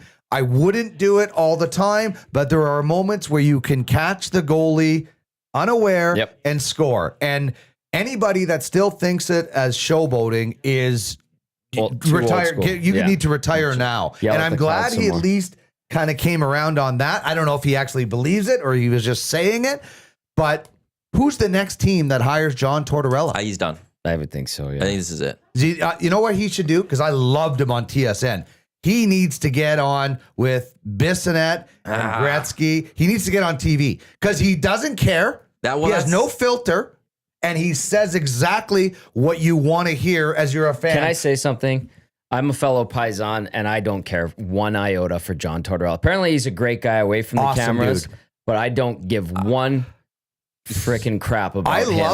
I don't like his coaching method because I think it's gone now. But I think his contrarian attitude makes for good television. But here's where I have an issue with him on this. I don't like guys who are hard on the media throughout their career, and then when they're done coaching, they go to run to the media and get paid. That's a good point. I don't like that. It's bent. Apparently, Aaron Rodgers, there's talk if he retires, there's not a lot of offers right now. Good. Were you okay with Belichick? Like he went to the media. I've never really watched Belichick. I don't like it. I wouldn't want Greg Popovich to go on the media and all health to him, all the best. But I don't like that. I don't like praise, like being hard on the media. Was Greg Popovich hard on the media, or was he just honest? He's his mid-game sidelines things would be very. I thought it was too far at times, and he'd get praised sometimes for it. And from our perspective here, I don't like I always thought I'm going to make your life a living hell. I'm going to do all this. I'm going to be mean to you. I'm going to be all this. But then, I don't have a job. I'm going to run to the media to get paid. I don't like that. I always thought Popovich was a stick with Craig Sager.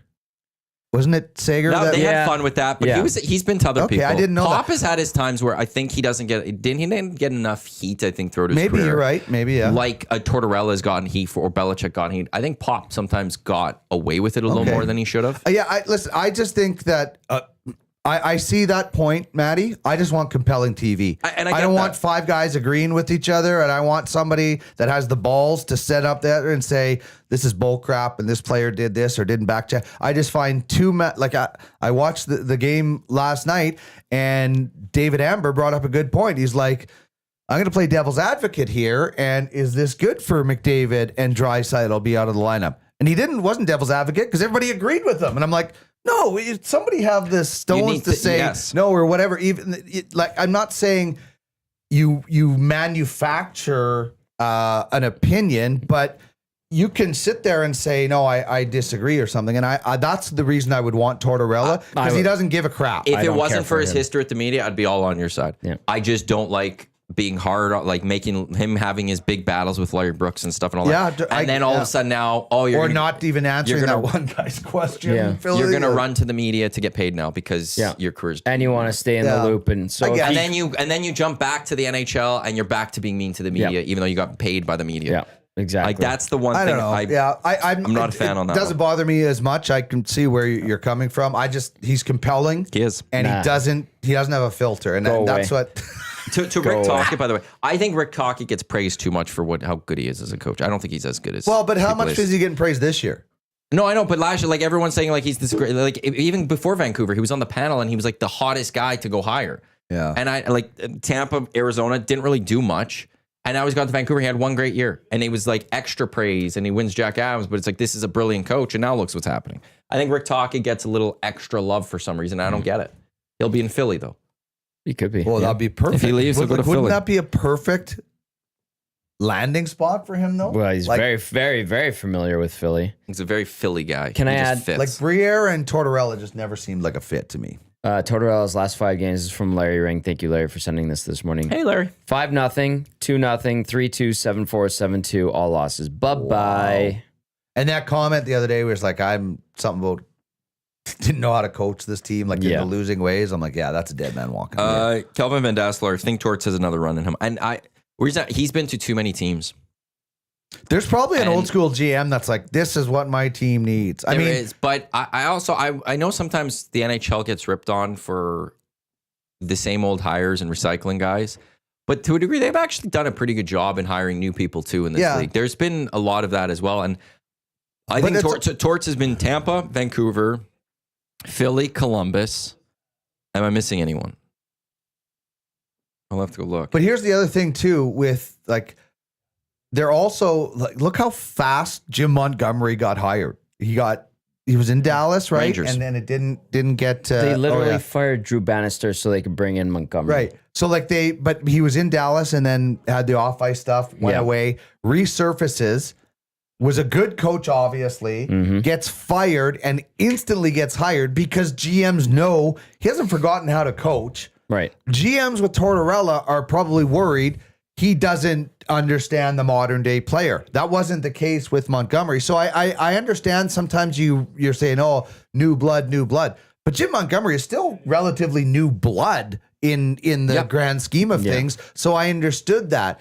If Tortorella got fired here, but if Rick Tocchet, who is, I think, still sort of new, not as new as Montgomery. Not old school, I wouldn't he's not yet. Tortorella. Yeah, he's not old school, but he's not new to me because he was in Arizona for a number of years. So I think that. And he had Tampa before that. He was That Gretzky's was assistant. But that gambling thing that went down. Oh, yeah. No, but he was the head coach of Arizona for a number of years. You're right, yeah. So I just think like you smart GMs are like, holy mackerel, this guy's on the market. We're firing our guy right now and bringing. And how many games did Bannister have? Like 19? I don't know. Was it he 40? came in as It's very quick. interim head coach. They gave him a deal. But this year it was less than a year. So this year it was not well, long. but because he was interim, but then they gave him the job, and then that only lasted the whatever games Right. this year. And then Because Montgomery as the became official bill. coach. Yeah. It's like, oh, Montgomery's available here. And then who else becomes like, look at the Edmonton Oilers tried to hire an assistant coach and were so blown away by his interview, they hired him as the head coach. Like, who knows what guy out there now, if they get fired, becomes instantly hired. That was bad, though. That was so very bad. With Philly, Torts went 7th in the Metro, 6th in the Metro, and then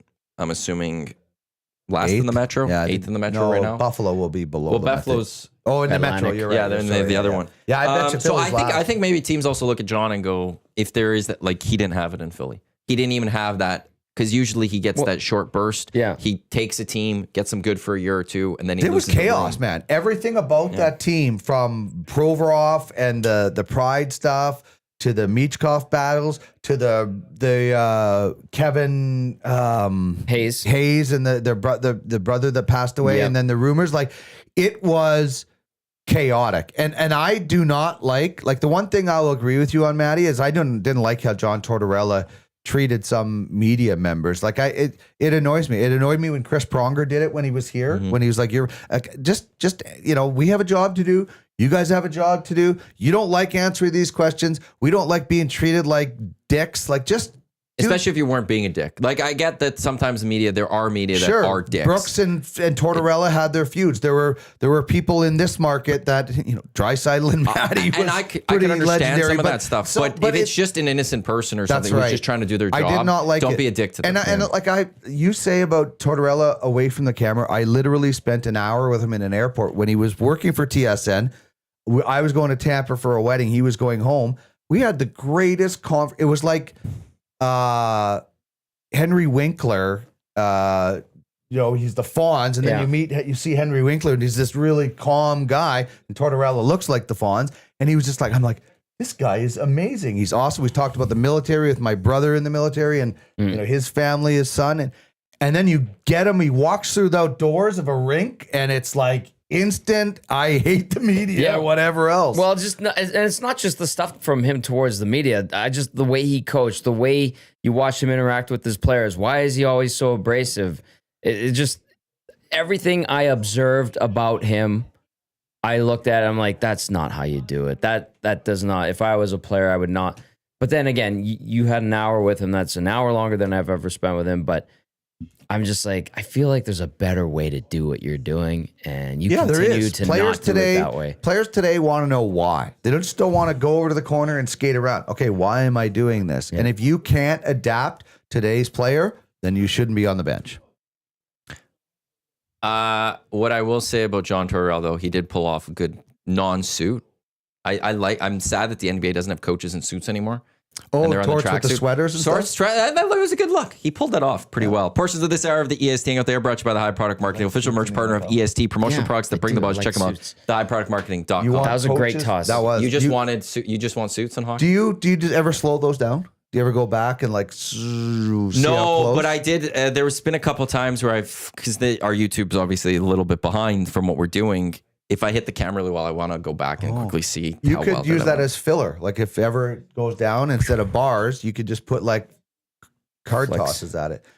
You want to see NFL coaches in suits? NHL coaches? Yeah, I like. NHL, not NFL. No, I asked him I'm if he okay wants with NFL coaches and suits. Oh, I'm I not don't gonna like lie to you NFL. though, Dino. Like the way in the NFL you have like 20 coaches on Yeah, the sidelines. that's I like true. how they like coordinate, and the NFL probably has the best sidelines. It looks cool though, like an gear. NFL coach in a suit. I don't It looks like- old school. I don't like the headset on them. It looks out of place at that point for me. When Jack Del Rio had the headset with the suit on, or Al Golden did it, Then they Yeah, look like that'd a be weird. broadcaster. to me it looks True. off. It doesn't look right. If they were just in the suit, then I could live with Like it more. But the moment the headset's on, I'm like, What this is doesn't match. soccer coaches wear suits? Yeah. Yeah, but they don't have headsets on. No, I that's know, but I'm thinking of They different vary. sports. They vary. Some Sometimes will there's suit, tracksuits? sometimes some will wear a tracksuit. But the there are NBA some- coaches don't have to wear suits, right? It's ever since COVID. They're all in Yeah, tracksuits. they're That's all- what I mean. Or And like now nicer tracksuits, not. I just What? think I love a coach in a suit. Football is maybe the one difference because you're outside and it could be cold. And Well, baseball too. You're in the team uniform. Oh yeah, how did I not think of that? That one. You and have a number in baseball. That as is manager. weird. I too. would never want them in something else. That is, I can't believe I didn't even think about that. They're in the team uniform. They're fully Yeah, uniformed up. It would look so weird It if a guy was in in a anything suit else. now. In a suit, I in a can't believe I didn't tracksuit, think about in anything. that. If that one manager came out and just in normal and like just their That'd be a hilarious, pullover, eh? it would look weird. Or what? Who's the guy that did the glass? Bobby Valentine. Remember he got Yes. kicked out for the Mets Yes. manager, and he came back with the glasses and the nose. The mustache. The Edmonton Oilers have made a move. They've recalled Olivier Rodrigue on an emergency basis. They've loaned Derek So- Ryan to Bakersfield. I know Knobloch did say after the game yesterday Skinner? that Skinner won't travel to Seattle today. But they're back in town for Saturday. So this is one of those situations where it's like, with what Skinner leaving the game yesterday, there's no point. And especially if he wasn't going to start. So there's playing no Pickard point. would have been the right idea last night. After Sure. all, Yeah, let's go back. She. Do I think we'll ever see Connie Mack in baseball again? No. It is funny though when you see those guys in suits. You look at that picture. And Oh, you're like, God. that looks so But weird. I think the NFL kind of looks cool. I don't think I would want to see NHL coaches in tracksuits. No, man. I don't like that. The trainers and the equipment staff, they have to be because they're running around and Yeah. all that. I don't want to see What did they wear during COVID? Those bubbles. the coaches. Yeah. They wore suits. Yeah, was it still suits Yeah. for them? Because Well- again, that's when the NBA changed. But why? They went into the bubble and they're wearing What does that have to tracksuits. do with it? Suit shouldn't- doesn't it shouldn't bring on more COVID. ever Change since. the I cannot Ever wear since that they've done suit. this. Last time I wore that suit, I got COVID. right. No, No, it's I just think it looks. Trainers, athletic staff, yes, they're running around. Yeah. A coach should never be running unless it's Tortorella trying to get into the other dressing room. So he should always, or she should be wearing suits and respective clothing. there is the formal aspect of it brings some an air of Professional. professionalism to it, which I like it. So But yes, it's crazy how baseball is like, yeah, no, we are full on giving our manager a number. Yeah. Like, what if you sign a free agent and he's like, you're wearing my number? Screw that. I'm the manager. they have to figure it out. Give me a Porsche. Okay, here's your number. Yeah. But like, I want a that's weird. Rolex. I totally All right. forgot about that.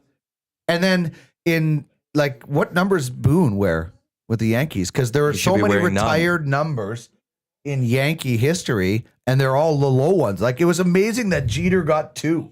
Yeah, that is true.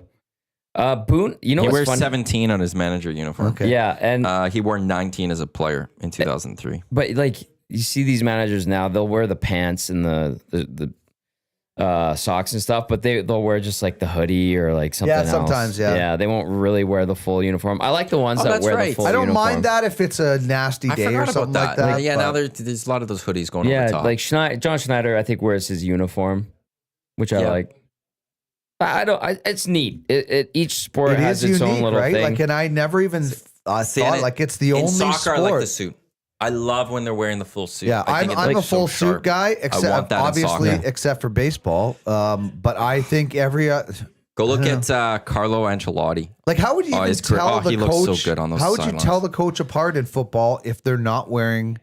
Like, how could you tell? Like, if you went to a football game and you're like, well, all 5 of these guys have headsets on and they're all wearing tracksuits. I don't know who the head guy is. You wouldn't know. Well, okay, and then Unless you know who the guy is, and then you pay attention. Even in football, like CFL, NFL, like they have good like sideline wear. Like Yeah. I think there's so many options that it's kind of neat. But then you'd see the Mike McDaniel, and he's got like Yeah. his pants like crumpled up to his like his Who's calves. dressing you? Well, he's a weird dude. Yeah. He's old school. Mike McDaniel? Or no, like new school. Sorry, he's new school. That's what I meant. Not old school. And he'll go to a press conference and be like, dude. And you're like, this guy's weird. But he's a brilliant football mind. Big Uke says, I want NFL coaches to dress the same as MLB coaches, full gear. That would be funny. You got the uniform on, the pads on. Helmet. Andy Reid with a full... A leather head helmet. Oh my God! Ready to go out there and play offensive line. That would, like hockey too. You put your coach in a full gear. Oh, that'd be so sick. Bronco Nick don't say that. Trying to like turn around to talk to the assistant is bumping into guys. Bronco Nick said Canada should get Ancelotti from Real Madrid to coach when he's done there. That was always my dream, but we got Jesse Marsh, so it's never going to happen. Carlo Ancelotti, who's like one of the greatest managers ever, he married a Canadian, and one day they asked, "Would you manage nationally?" And he was like, "Yeah, Canada maybe." Truthfully, I hope one day he takes over the Italian squad. That'd be a pretty crazy. It'll never happen now. No. I really hope he takes over Italy. They'll need, after Spalletti's done, after this upcoming World Cup, I don't envision that he'd stick around. Fire the guy and hire him. Bring Ancelotti. Well, that Jesse Marsh is really good. Yeah, well, it's like he's legit awesome. The thing with Canada soccer, it's part of it too, is like Ancelotti's under contract till the end of this season. World Cup's next year. Oh, I see. Okay. Right. Who's he coach for internationally? We got one more. Wait, we're in 2025. Yeah. Ancelotti will be off. So it would be such a short time to bring him in and get him to know the team because of his commitment with his other team. Because he's with Real Madrid till the end of the season. I think he's going to be gone. But he's not coaching anybody internationally? Ancelotti? Yeah. No, you don't do both. It's very rare. It's not like John Cooper coaches the Four Nations Cup. No, different. It has happened in the past. It isn't something that's never been done. So soccer brings in specific national each club has team. their own manager. I thought it was we did that in Canada because we don't have the I always thought you would take a guy from clubs. I don't think really want that. They probably want their manager focused on them. Yeah, much different. National teams want the manager focused on them as well. So it has happened, but it's very rare. Like basketball, they bring in a coach. Baseball, it's kind of weird. But there's a lot of matches. There's a lot happening there. We've got to wrap up. That's it for the EST Hangout presented by Sentinel Storage. Tino, it was great having you back in. Thanks a lot, guys. Enjoy opening day officially. Even though the Dodgers had their opening day. I know you guys will be watching the Oilers, but I'll be out in Spruce Grove on Saturday night to close down that building. So if anybody doesn't watch the Oilers, come check it out. And if you're in the Nisku area, stop by Silent Ice Center and have some food up at Summit. It's a Palace Jewel of the West, I call it. Tommy's got the G Celtics Oil Stream pregame show live from Boston Pizza Westgate later tonight. 7 o'clock right here in Edmonton Sports Stock again. Lock Shop coming up in just a few minutes. On behalf of Tommy, Dino, I am Matt. Thanks for tuning into the Hangout presented by Sentinel Storage. Lock Shop just in a few. As I said, don't go anywhere. Let's go. There you go, right in front of the camera. First-time guest, long-time listener, fan of the original draft commissioner. Welcome to the EST Hangout presented by White Claw Hard Seltzer. The difference is clear. Matt Iwanyk, Tom Zola with you.